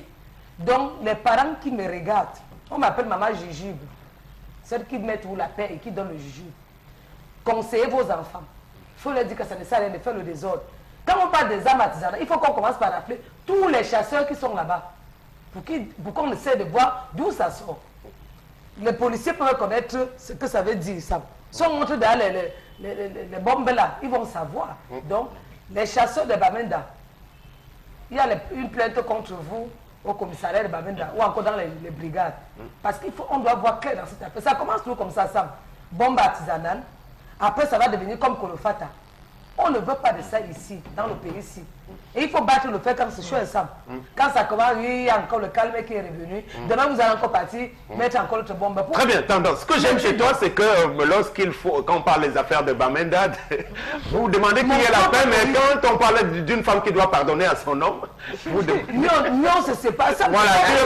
Non, regarde, parfois tu vois une belle fille, Sam. Ouais. Tu vois une belle fille, quand elle a couché peut-être un enfant, l'homme fait qu'elle devient folle. Elle se femme. Elle ne peut... Mais elle peut pardonner aussi, non? Parce que... Non, tu sais qu'il y a les cas qu'on ne pardonne pas. Ah, voilà. Tu peux pardonner, mais tu n'oublies pas la douleur. Tu dis, oui, je te pardonne. La douleur va rester. Quand tu vas voir tes copines mariées, tu vas dire que ah, maman m'a fait un programme avant pour vous. C'est bien. Le sorcier là où le Merci. Comment est-ce qu'on peut appréhender la situation aujourd'hui qui reste tendue de ce côté? C'est donc le rôle du Conseil national de la défense, de la sécurité que préside Atan Gandji, qui est originaire de la région. Il a radicalisé les positions sans faire le distinguo entre les citoyens qui y vivent. Voilà, on est bloqué. Bloqué pourquoi? Ce sera difficile, parce que là, je soupçonne certains militants de la Sovereign Cameroun National Conseil. Les sécessionnistes. Les sécessionnistes, je les soupçonne. Maintenant, comment amener les autres populations? Je veux parler du SDF, les autres militants qui veulent un Cameroun uni, ceux qui veulent le débat sur la décentralisation, la forme de l'État, en les dissociant des sécessionnistes. Ça devient compliqué, là, effectivement, maintenant. Or, le problème aurait pu être simple. Il peut même encore le faire aujourd'hui, suivant la base des 4 principes qui forment la défense nationale. Il y a le principe, par exemple, de l'universalité de la défense. La défense est universelle, c'est-à-dire tout le monde. Comment associer les populations dans la maîtrise de la défense, de la sécurité. C'est là le problème. Maintenant, il faudrait donc que cette population peut encore être à l'écoute de... Oui, c'est-à-dire ça s'appelle réconcilier l'État et la nation. L'État, on a vu les élites qui ont échoué. Quelles sont les élites ou alors les autres personnalités de la République, pas seulement du nord-ouest ou du sud-ouest, de la République, qui peuvent amener la sécurité et la sûreté dans ces régions-là. Parce que le 1er octobre arrive, on aurait sûrement quelques velléités encore de débat avec les sécessionnistes, pour qu'il n'y ait plus le système, comme disait Tendance tout à l'heure, qu'il y a Kolofata là-bas, il y aura un autre front qui sera ouvert dans le nord-ouest et peut-être dans le sud-ouest. Il faudrait donc appliquer le principe de l'universalité de la défense. Très bien. On va revenir à vous, Charles Hamel. Il y a l'impopularité finalement donc des responsables de la République à juguler cette crise. Et même à l'étranger aujourd'hui, on a vu les démarches en direction des Camerounais de la diaspora qui n'ont pas prospéré, et le chef de l'État qui se déplace encore à New York avec de nouvelles manifestations qui sont prévues contre sa délégation et lui-même au bas de son hôtel de la part de quelques activistes à l'étranger. Alors, Sam Sévérin, je pense que l'une des premières actions qui aurait calmé véritablement toutes ces velléités qu'on observe aujourd'hui devrait être le remaniement immédiat de tous ces différents individus qui ont été associés à l'action, n'est-ce pas, de cette crise dite anglophone qui aurait échoué. Toutes ces différentes personnes devraient être carrément reléguées en seconde zone. On devait les enlever. Pourquoi? Et ça, il fallait un remaniement pour que les populations puissent se calmer. Parce qu'il y a parmi ces autorités, c'est-à-dire parce que des délégations, parmi ces autorités, les gens qui sont descendus, qui au lieu d'apaiser, ont plutôt envenimé la situation.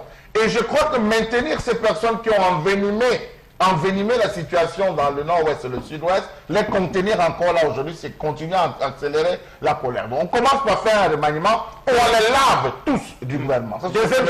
La deuxième chose de Sam Sévérin, c'est qu'il faut faire la part des choses. Est-ce que véritablement, ce ne sont pas des actions isolées par des flâneurs, des erreurs, comme nous souhaiterons aujourd'hui associer au mouvement des sécessionnistes?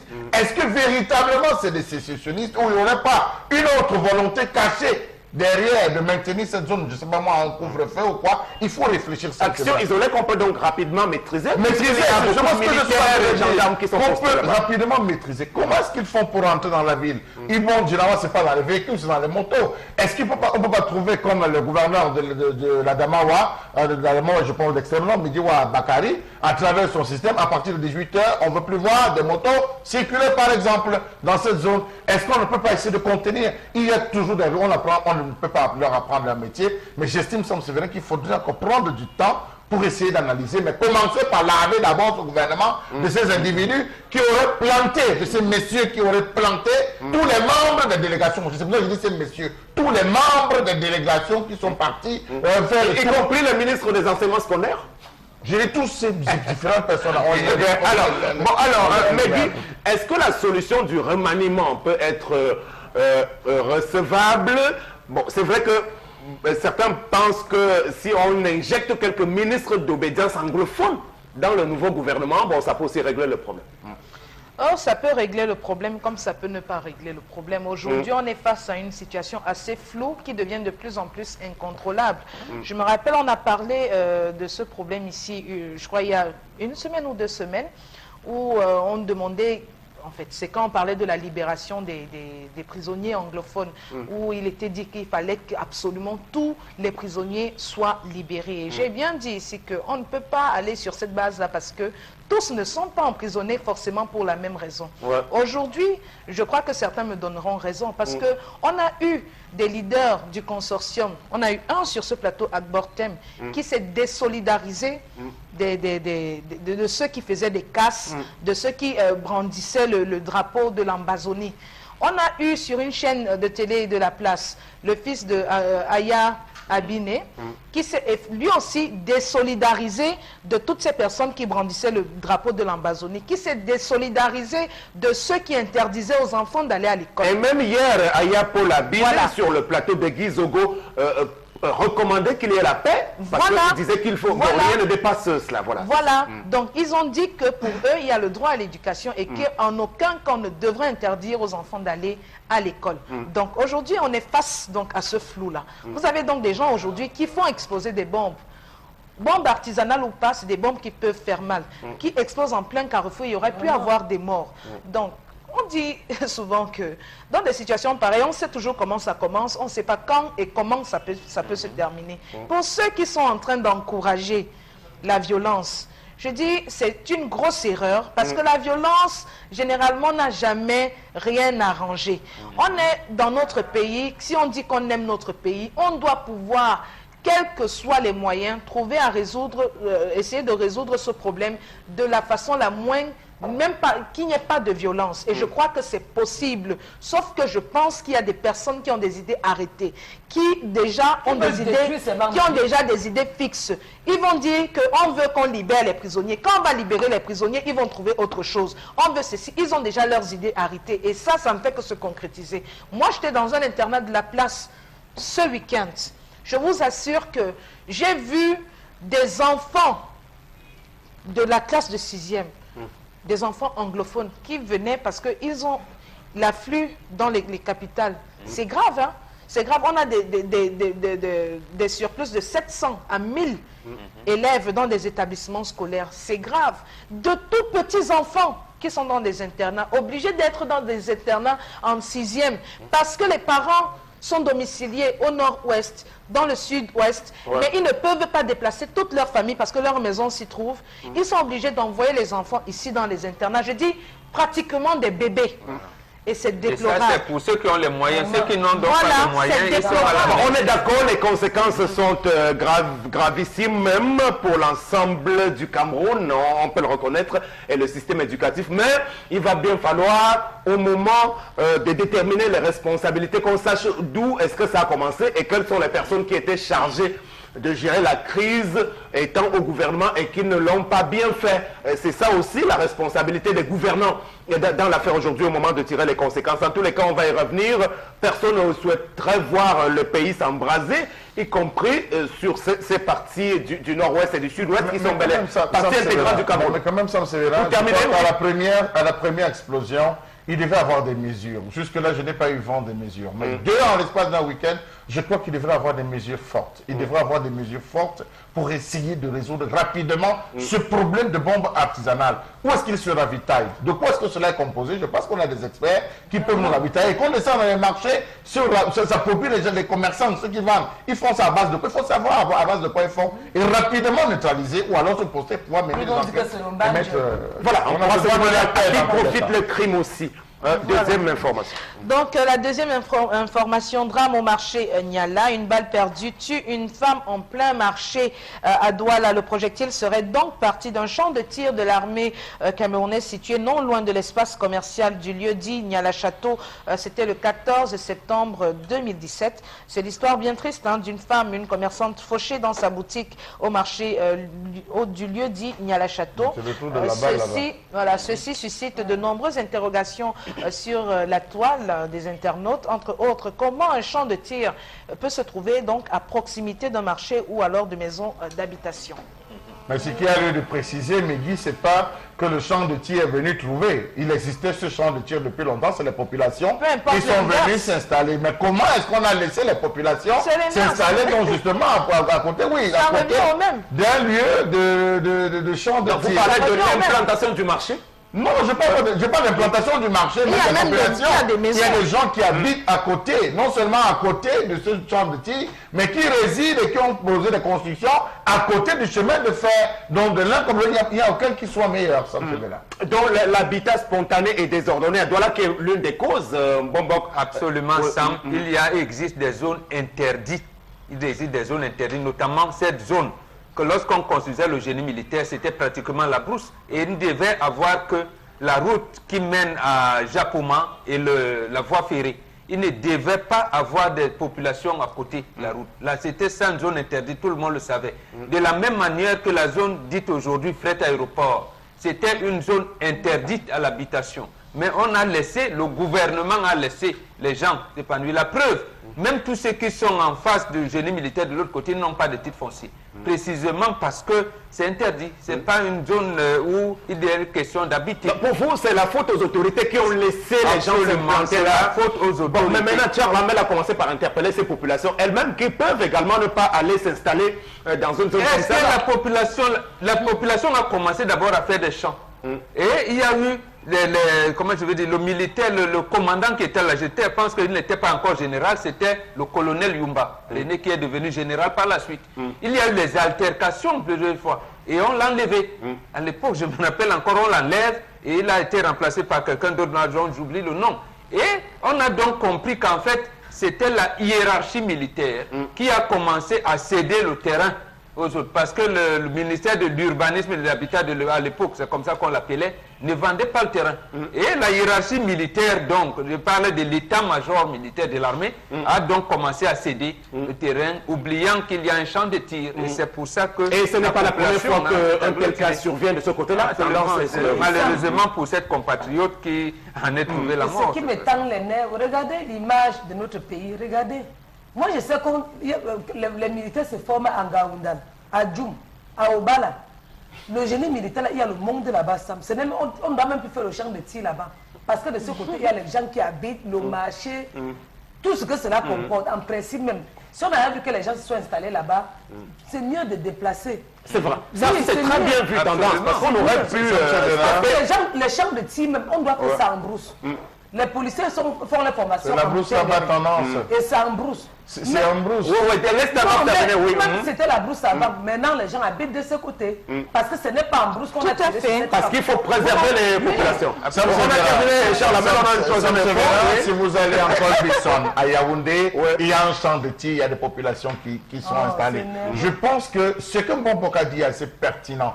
Il faudrait à ce moment réfléchir soit quelle est la qualité des armes qui sont utilisées, à quel moment on utilise. Parce que lorsque vous tirez une balle, lorsque la vitesse de la balle est déterminée par la force et la pression du vent, il faut calculer tout cela suivant la force. Est-ce que si ça avait été le cas ce jour, je suis sûr qu'on aurait enregistré plusieurs morts. Parce que chaque fois qu'il y aurait eu tir, il y aurait eu débordement. Donc à ce niveau, il faut calculer tout un tas de paramètres qui interviennent. S'il faut les délocaliser, on va les relocaliser où? Dans quelle zone? Sans créer de heurts, sans sévérin. Vous voyez les États-Unis aujourd'hui n'ont pas besoin de brousse. Je pense qu'il faut construire des salles. Il y a des salles qui sont devenues aujourd'hui des champs de tir où on essaie de contenir avec la qualité il faut trouver des solutions alternatives. Ça va demander beaucoup d'argent. Troisième image, Megui. Troisième information, donc on va parler d'une jeune artiste, Indira Baboke. Tendance, tu connais? Présente. Elle chante le gospel. Voilà, la petite Indira Baboke, on nous dit qu'elle est âgée de 15 ans. Donc, elle a été recalée en août par rapport à son examen. Elle faisait, je crois, le GCE Advanced, voilà. Voilà, level en sciences, voilà. Elle a été recalée et elle-même, elle a annoncé son échec sur sa page Facebook. Et subitement, on ne sait pas ce qui s'est passé. Il y a quelques jours, 2 semaines après la rentrée, elle revient sur la même page Facebook nous annoncer qu'elle a finalement été admise à cet examen-là alors qu'elle avait déjà repris le chemin de l'école en classe de terminale. C'est-à-dire qu'elle était redoublante. Et donc, on ne sait pas ce qui se passe. À titre d'information, ce qu'on apprend, donc, c'est qu'elle serait la fille du conseiller technique au cabinet civil de la présidence de la République du Cameroun. Alors, très bien. Moi j'ai un souci avec les enfants d'aujourd'hui. Bon, on est tout le temps pressé de les voir sauter des classes. Vraiment, on ne peut pas à 15 ans déjà être en train de redoubler la classe de terminale. Non, j'ai dit effectivement, ça aboutit donc. Là, ça aurait pu poser une question de dysfonctionnement de l'office du bac ou du GCE Board. Si on avait constaté, par exemple, qu'il y a eu des erreurs au niveau des corrections, on aurait repris tout le monde en disant peut-être au niveau des erreurs, on n'a pas pu proclamer les résultats comme c'est passé. Mais ici, il s'agit manifestement d'une volonté d'un parent qui ne voudrait pas que son enfant reprenne.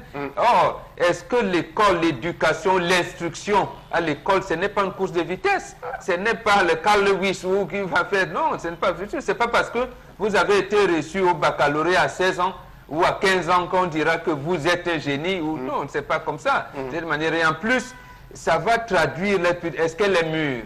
Effectivement. Tout à fait. Est-ce qu'elle est mûre véritablement? Parce qu'il s'agit de faire bien les équations, parce qu'elle fait même science dans leur mission. Ça veut dire que c'est une ingénieure qu'on prépare. Et est-ce qu'elle est mûre dans ces jours-là? Je me pose la c'est ce qui me tend les nerfs. On a su comment qu'elle a réussi, alors qu'elle avait repris la classe. C'est elle-même. Ça veut dire que mon fils qui a échoué le probatoire l'année passée, et qu'il a eu cette année, si je m'étais levé en vrai, c'est que cette année, il devait composer le bac et me donner peut-être le bac. Quand vous corrigez les épreuves, là, ça se passe comment? Parce que je ne comprends pas ça. Aujourd'hui, on te dit que l'enfant a réussi, l'enfant n'a pas réussi. Pour finir, même vous bouleversez même les parents. Les gens qui corrigent les feuilles, ce sont les qui? Point d'interrogation. Vous vous basez sur quoi pour dire que les enfants ont réussi? Et vous basez sur quoi pour dire qu'ils ont échoué?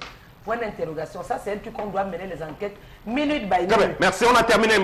Charles Amel, la leçon qu'on peut tirer de cette histoire. Somme Sévérin, je me sens frustré par de tels propos. Ça aurait été encore vrai que cela aurait été dit de la bouche de ses parents ou que cela aurait valu un communiqué du board, je pense bien, du GC Board, de proclamer qu'effectivement nous nous sommes trompés. Mais venant d'elle, d'une jeune fille, venant que ce soit elle qui le proclame sur sa page, j'ai beaucoup d'interrogations qui fissent donc, qui me poussent à cette frustration. La même qu'aura reçu cet enfant de 10 ans. Aussi est Non, je m'éloigne justement de ces paramètres, c'est-à-dire être la fille d'eux, être une artiste. Je m'éloigne de ces paramètres pour parler de frustration. De la même manière que je me mets à la place de cet enfant de 10 ans qui avait réussi, dont on avait dit qu'il avait réussi le probatoire et qui lui-même était passé sur les ondes, on avait dit qu'il ne se voit pas, lui en train d'échouer.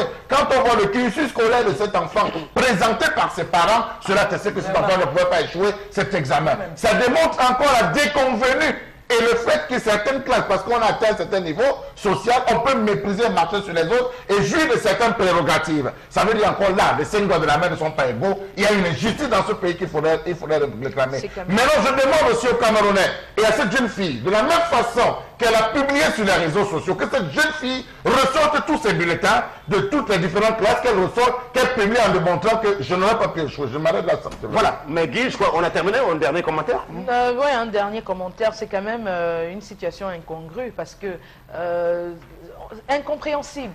Alors, qu'on se dise quand même que, voilà, on sait comment les résultats sont proclamés, c'est officiel, et qu'on dise que, voilà, une enfant a échoué. Elle-même, elle dit qu'elle a formulé une requête aussi. Il y a eu beaucoup de requêtes dans les... Voilà, là, c'est l'office. Si elle a fait une requête, ça doit se passer comme dans le cas du surdoué, dont parle Charles Armel, cet enfant qui a été déclaré comme ayant échoué son examen, il a fait une requête, il paraît. Et c'est l'office du baccalauréat qui a dit, voilà, il n'a pas passé. Parce qu'après, il y a des rumeurs qui disaient que oui, il paraît qu'ils se sont trompés, il a passé. Non, l'office du baccalauréat a dit, non, il n'a pas passé. Donc, alors... Qu'on dise quand même qu'une fille a échoué et qu'après 2 semaines, on appelle pour dire que oui, écoute, tu as passé alors qu'elle avait déjà repris le chemin de l'école. Attention, on pourrait assister à ce type de choses au résultat du concours du cycle B de l'ENAM, qui concerne notamment la fille du président. Et c'est également la nièce du sultan du cacao, il paraît. Et le fils de son petit frère, qui lui aussi est arrivé, mais malheureusement arrivé en retard. Et il a permis d'arriver à plus de 7h30. Le petit frère du président? Non, pas le petit frère, le petit frère de Brenda, qui est arrivé junior, qui est arrivé en retard, lui aussi. Mais j'ai lu par contre sur la toile qu'il sera arrivé à 6h38 et en taxi. Non, il n'est pas arrivé en taxi. Il est arrivé dans le véhicule. Le grand frère, pardonnez-moi. Il est arrivé dans le véhicule du responsable de l'ENAM, du directeur de l'ENAM, parce qu'il ne voulait pas que les voitures bling bling arrivent. Et il y avait des gens qui étaient retardataires, d'autres candidats qui étaient retardataires. Grâce à lui, on les a tous laissés entrer. C'est pas moi, je pense que c'est Cameroun. Donc le directeur de l'ENAM qui transporte le fils du président. Oui, parce qu'il ne voulait pas que la voiture bling bling arrive. Bon, je ne sais pas pourquoi il l'a fait. Très bien. Merci beaucoup pour toutes ces nouvelles. Ce sont les choses qui se déroulent chez nous ici au Cameroun. Et voici venue interpellation.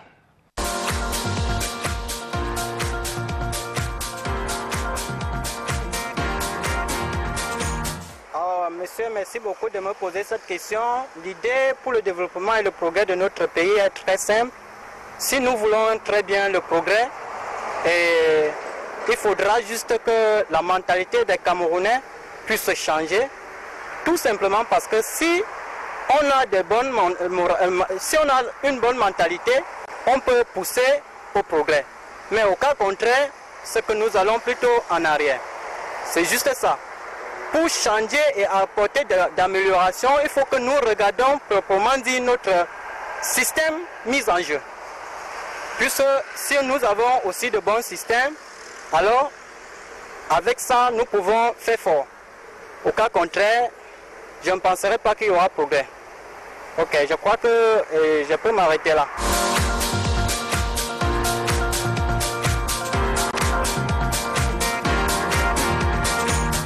Voilà, c'est vrai que notre compatriote parle de changement de mentalité. On va peut-être aller questionner l'attitude individuelle de chacun d'entre nous. Ce matin, on était en train de questionner l'action des policiers et gendarmes qui laissent passer monsieur tout le monde sans faire preuve de fermeté en matière de contrôle, par exemple. Mais là aussi, on peut évoquer le cas des conducteurs de moto qui ne respectent pas les feux de signalisation, qui roulent à tort et à travers, à gauche quand il faut être à droite, en sens inverse.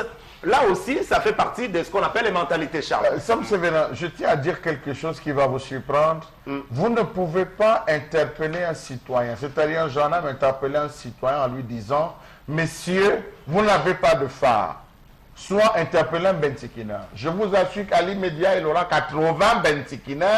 Il aura au moins 3 usagers qui vont descendre en disant que les gens d'en haut là vous dépassent. C'est sur nous que vous venez tomber. Ça risque de finir. Sinon, vous vous rendez compte qu'il y a une grosse frustration. À un moment donné, j'en voulais, mais je dis n'envoyez pas aussi ces gens, ces forces de maintien de l'ordre, aller tomber dans une nation. Je vais vous raconter une histoire qui se passe sur la route de l'Ouest, Sam Sévérin, où un monsieur interpelle un véhicule. Le véhicule, c'est une Mercedes 300, mais à l'arrière, c'est marqué 250. Pendant qu'il inspecte le véhicule, il stoppe le monsieur, dit monsieur, descendez.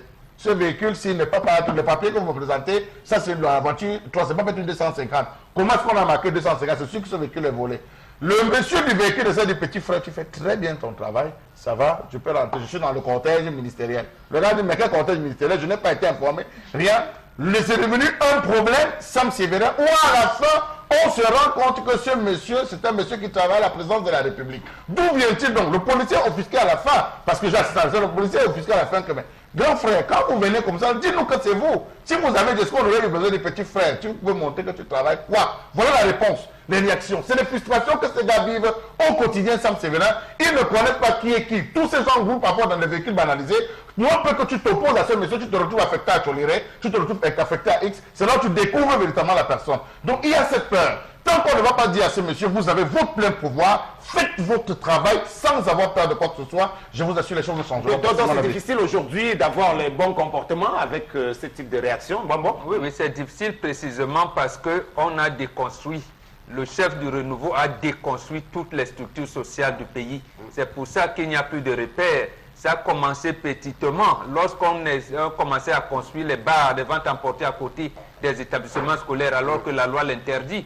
C'est comme ça qu'on est habitué à ça, où même les policiers, les gendarmes, à l'entrée de l'école, de leur formation, ils payent les tenues. Ils ne payaient pas les tenues. Maintenant, on leur contraint à payer les tenues, ainsi de suite, ainsi de suite. Et on ne renouvelle pas les trucs. Alors que les émoluments qu'on leur donne, les bons de carburant sont distribués en haut. Et on les laisse au point où vous êtes agressé au quartier, vous appelez les IR, il n'a pas de carburant. Et quand il dit qu'il n'a pas le carburant, c'est vrai, il n'en a vraiment pas. Alors que les bons de carburant se discutent entre la hiérarchie. Voilà, tendance, le changement de mentalité, toi tu le perçois à quel niveau? Est-ce que tu souhaites le voir intervenir? Non, je veux qu'on change. Et c'est même facile, même pour qu'on change de mentalité. Mais c'est le management. Là, je prononce ça en anglais ou en français, je mélange les deux. Il faut savoir manager.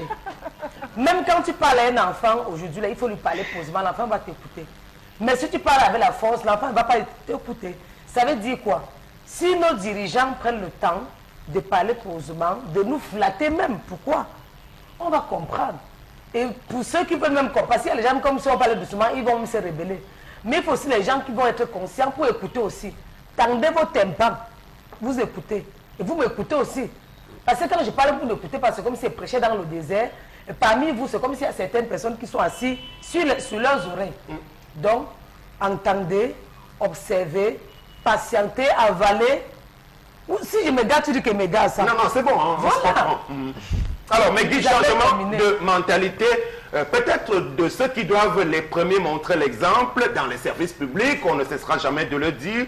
Mais peut-être aussi un peu plus proche de nous dans les habitudes, les moins jeunes qui peuvent respecter les aînés également qui ne doivent pas manquer de respect aux plus jeunes.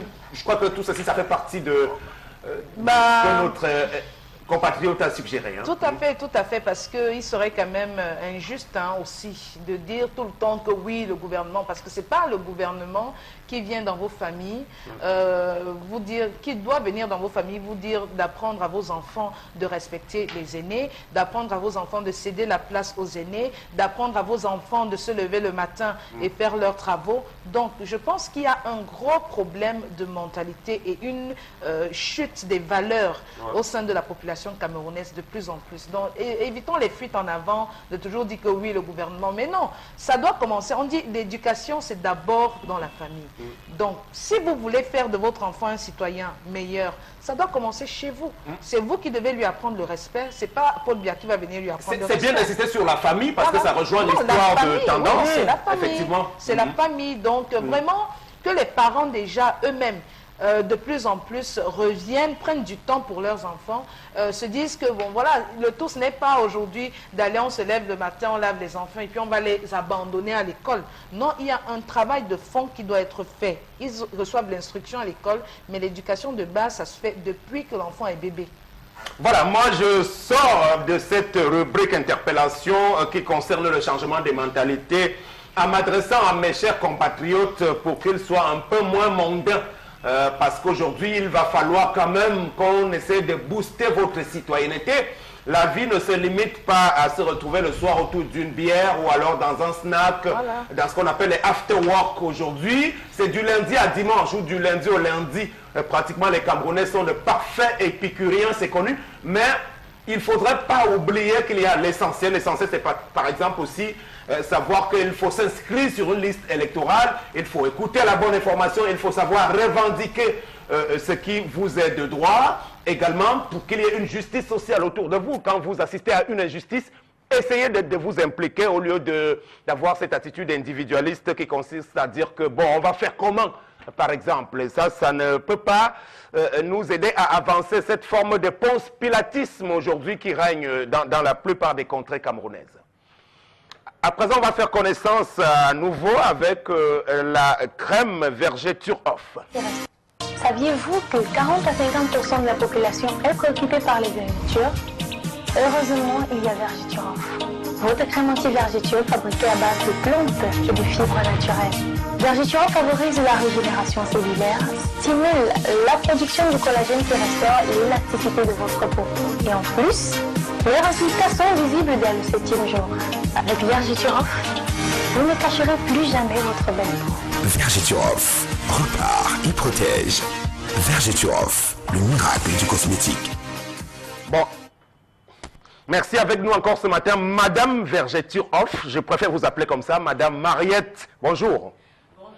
Bonjour tout le plateau du Zénith, bonjour à Chalamel. Bonjour. Si ça peut baisser sa colère, hein, parce qu'il est déjà en colère, Chalamel. Mais il faut quand même dire que je trouve une sorte de mariage de couleurs entre Vergeture-Off et votre tenue. Il faut marteler. Voilà, on a trouvé votre solution miracle.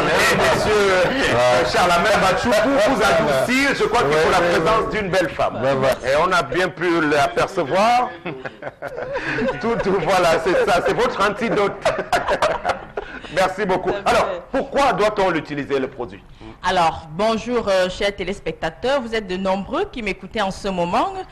Pourquoi utiliser Vergeture-Off? Vergeture-Off s'adresse tout d'abord à tous ceux qui souffrent des atrophies cutanées, en l'occurrence des vergetures. Comme son nom l'indique, on doit utiliser Vergeture-Off pour faire disparaître définitivement les vergetures sur toutes les zones affectées sur le corps. On doit également utiliser Vergeture-Off pour stimuler la production du collagène qui restaure l'élasticité de notre peau. On doit utiliser Vergeture-Off pour la régénération cellulaire et enfin on doit utiliser Vergeture-Off pour une hydratation en profondeur. Voilà, maintenant la dite crème peut-elle être associée à d'autres crèmes? Vergeture-Off ne saurait être associé à d'autres crèmes, autant pour moi. Vergeture-Off ne saurait être associé aux produits éclaircissants. Vergeture-Off ne saurait être associé aux produits hydratants sur les zones affectées. Ne l'associez pas aux produits hydratants sur les zones affectées. Sur les zones affectées, appliquez uniquement Vergeture-Off après un nettoyage parfait. Qu'est-ce qui différencie donc Vergeture-Off des autres types de crèmes? Alors, qu'est-ce qui différencie la crème miracle Vergeture-Off des autres crèmes? Ce sont ces ingrédients ciblés et sélectionnés pour répondre aux attentes des utilisateurs. C'est son emballage, son double emballage et son couvercle estampillé de Vergeture-Off pour éviter la contrefaçon. Et surtout son prix accessible à toutes les bourses.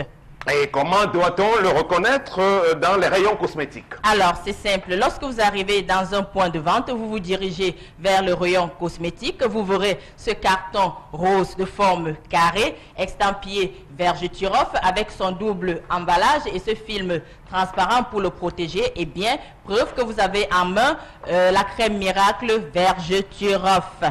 Voilà, vous nous rappelez, madame, les différents contacts et points de vente, rapidement. Alors, les différents points de vente dans tous les magasins sont à Lucia de Douala et de Yaoundé. Du côté de Bafoussam, supermarché Yatch. Du côté de Kribi, supermarché Paradis Baby. Du côté de Garoua, parfumerie Moutarde Dabo et Fashion. Ou alors, appelez-nous simplement au 694 88 84 57, 694 88 84 57 ou le 680 0028 28, 680 0028 28 ou allez simplement sur notre page Facebook pour plus d'informations.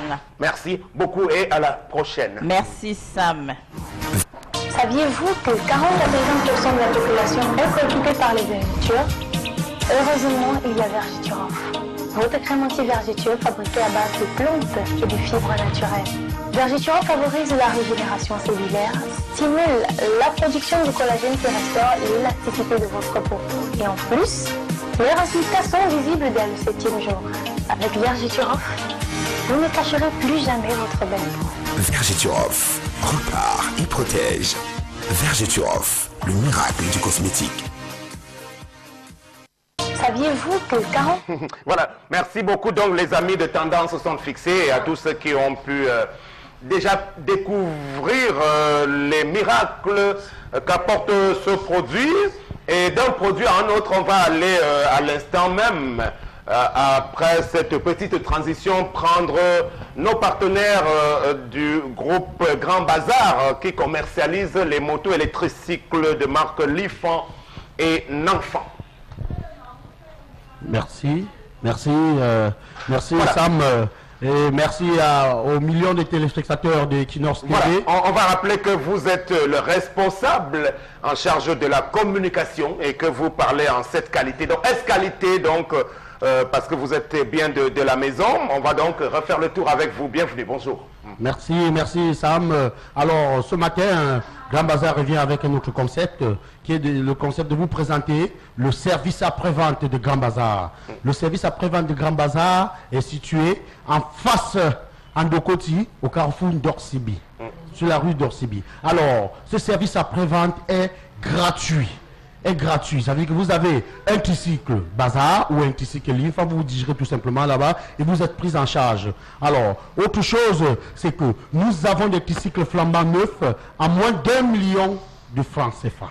À moins d'1 million, vous avez ces tricycles. Alors, nous interpellons ici toutes les entreprises qui ne nous font pas encore confiance, parce que nous en avons des entreprises qui prennent des centaines de tricycles, des entreprises qui ont du mal à accroître leur chiffre d'affaires, que voilà l'opportunité, c'est de prendre un tricycle, vous avez les produits que vous avez de la peine à écouler, l'opportunité c'est de prendre le tricycle et ça vous facilite la distribution de vos produits. Là où le tricycle entre, la voiture n'entre pas. La charge que supporte le tricycle, la voiture ne peut pas supporter. Alors, l'occasion est ainsi donnée à toutes les entreprises de venir vers nous. Les modalités de paiement sont flexibles et à partir de là, nous allons voir dans quelle mesure vous accompagner dans l'atteinte de vos objectifs. Alors, on a l'argent d'avance un peu. Bien sûr, Tendance, bien sûr.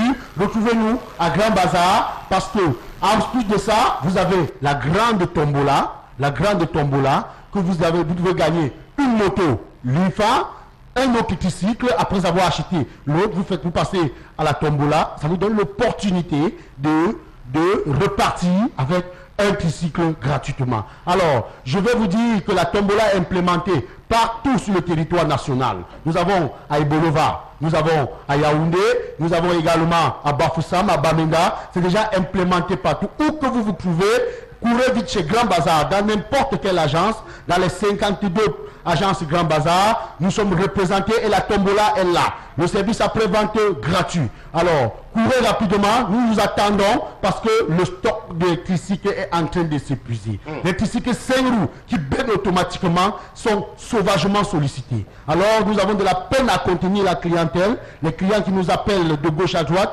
surtout au niveau du feu rouge Bessengue. Alors, courez vite chez Grand Bazar dans quelques instants parce que jusqu'ici, mon téléphone ne fait que vibrer parce que les clients ne font que nous appeler. Vous voyez là, j'ai eu de la peine, je venais d'arriver parce parce que ça ne va pas, la pression de gauche à droite. Alors, Grand Bazar, enjoy l'enfant, enjoy life. Grand Bazar, c'est 15 ans d'expérience au service de la moto. Nous ne faisons pas dans la dentelle, nous maîtrisons notre sujet. On sait de quoi nous vous disons. Nous vous conseillons les tricycles parce qu'on maîtrise. On maîtrise, on fait dans les tricycles depuis 15 ans et on maîtrise. Alors, ne vous trompez pas, ne vous trompez pas. Courez rapidement chez nous. Actuellement, le meilleur tricycle, c'est le tricycle Bazar. Le tricycle Bazar. Vous êtes pratiquement le meilleur distributeur au Cameroun, dans la sous-région. Hein, bien sûr, incontestable. Le numéro 1 en Afrique centrale, dans la distribution des tricycles. C'est Grand Bazar. Le numéro 1. Alors, je dis de courir rapidement au feu rouge Bessenguer, courir partout, vous allez voir les effigies Grand Bazar, les représentants et agréés, vous pouvez avoir votre tricycle à moindre coût, à moins d'1 million de francs CFA, flambant neuf, il n'y a pas d'occasion. Ne vous trompez pas, moi-même je suis à l'antenne pour confirmer cette information. Alors, je dis donc, merci à terminer, oui. Vous allez juste rappeler le service après-vente pour lequel vous êtes là aussi. C'est situé où, à Douala? Oui, c'est situé en Dorsibi, en face Eneo. En face Eneo, nous avons aménagé un endroit où nous avons mis des techniciens chevronnés qui sont allés du côté de nos fournisseurs en Chine pour subir une formation, et ils sont revenus. Nous avons aménagé cet espace uniquement pour satisfaire les petits problèmes des entreprises qui nous prennent autant de tricycles. Merci beaucoup, on vous aura bien entendu, monsieur. Vous êtes en charge de la communication dans les magasins Grand Bazar, distributeur exclusif des tricycles et autres motos de type Lifan, un enfant dans la sous-région Afrique centrale bien représenté au Cameroun à travers les 10 régions, et le service après-vente avec beaucoup de pièces disponibles à moindre coût est bel et bien déjà opérationnel au lieu d'Indoksimbi ici à Douala. Tendance, je crois que bon, malheureusement... Qui ne connaît pas Grand Bazar, voilà. Quand tu arrives au feu rouge là, non, tu te descends comme si tu partais au Carrefour 3 morts, comme si tu partais à 3 boutiques, même à 3 morts, tu arrives, c'est quelque part là, ce n'est même pas caché. Très bien. Voilà, on va devoir aller sortir de ce programme, juste en rappelant que le Zénith va se poursuivre, c'est du lundi au vendredi, et que lorsqu'arrive cet instant, vous commencez par faire la critique. C'est vous qui faites la critique. Au nom de la liberté de critiquer, je vais dire qui gère la zone de terminus DBR, donc qui tente de Terga, donc la route pour aller vers Barcelone. Au niveau de Garde Foumegui, c'est le terminator, c'est ma critique. Qu'est-ce qui se passe? Les trous, les routes ont pondu les trous de ce côté. Pour que les voitures circulent, c'est le problème. Pour que les motos circulent, c'est le problème. Pour que moi-même je circule avec mon véhicule, c'est le problème. C'est ça. Qui gère cet endroit? La communauté urbaine, la mairie de Douala 5 ou 3. Là, je ne connais pas. Vous avez la parole. Voilà, au nom de la liberté de critiquer, tout à l'heure, nous étions en train de relever la série de dysfonctionnements au cœur du système camerounais. On va, avant la suite, tout au long de cette semaine, nous attarder encore une fois sur la guerre du livre. On est en pleine rentrée scolaire et surtout que nous avons eu droit à de très belles promesses en cette matière-là. D'où vient-il donc aujourd'hui certains livres qui sont inscrits au programme de façon officielle ne soient pas trouvables, soient donc introuvables sur le marché? Et pourquoi a-t-on choisi d'appauvrir ainsi de façon littérale les Camerounais qui sont déjà majoritairement démunis? Parce qu'il faut bien se le dire, la minorité de gens qui sont privilégiés au Cameroun appartiennent soit à des réseaux bien connus ou alors à des entités gouvernementales ou étatiques qui pillent notre pays systématiquement. La grande majorité, les 70-80% des Camerounais sont plutôt sous le joug de la pauvreté, une paupérisation accrue qui ne peut pas s'accommoder de telles pratiques. Comment comprendre de la part du ministre dit des enseignements secondaires et même peut-être l'éducation de base également qu'on ait pu valider de telles listes qui sont budgétivores pour la plupart, puisque l'école, nous aussi, nous sommes passés par là, et ce n'était pas comme cela que ça se passait. Aujourd'hui, les livres au programme ne correspondent même presque pas aux objectifs définis qui peuvent amener l'élève camerounais à pouvoir bien se former. On a donc envie de reconnaître que rien n'a été fait malgré de très belles incantations pour essayer de booster le système camerounais. Le ministre a même rendu public, je veux parler de Ngale Bibeye, un autre communiqué la semaine dernière en parlant de tout cela qui s'adonne dans des pratiques de vente de places Alors, ou alors on va amuser la galerie, ou alors on ne sait pas ce qui se passe, parce que les proviseurs et directeurs d'école qui vendent des places, on les connaît. Et si vous voulez aller les traquer, eh bien, vous savez ce qu'il vous reste à faire. Au lieu de donner le sentiment que vous travaillez à travers des communiqués, on n'a plus besoin de mesures cosmétiques. Il faut passer à l'action parce que l'heure est véritablement grave. La question du livre reviendra sans doute au cours de notre édition de demain dans La colère de Charles Armel. Merci beaucoup. On est à la fin de cette émission. Bonne suite des programmes.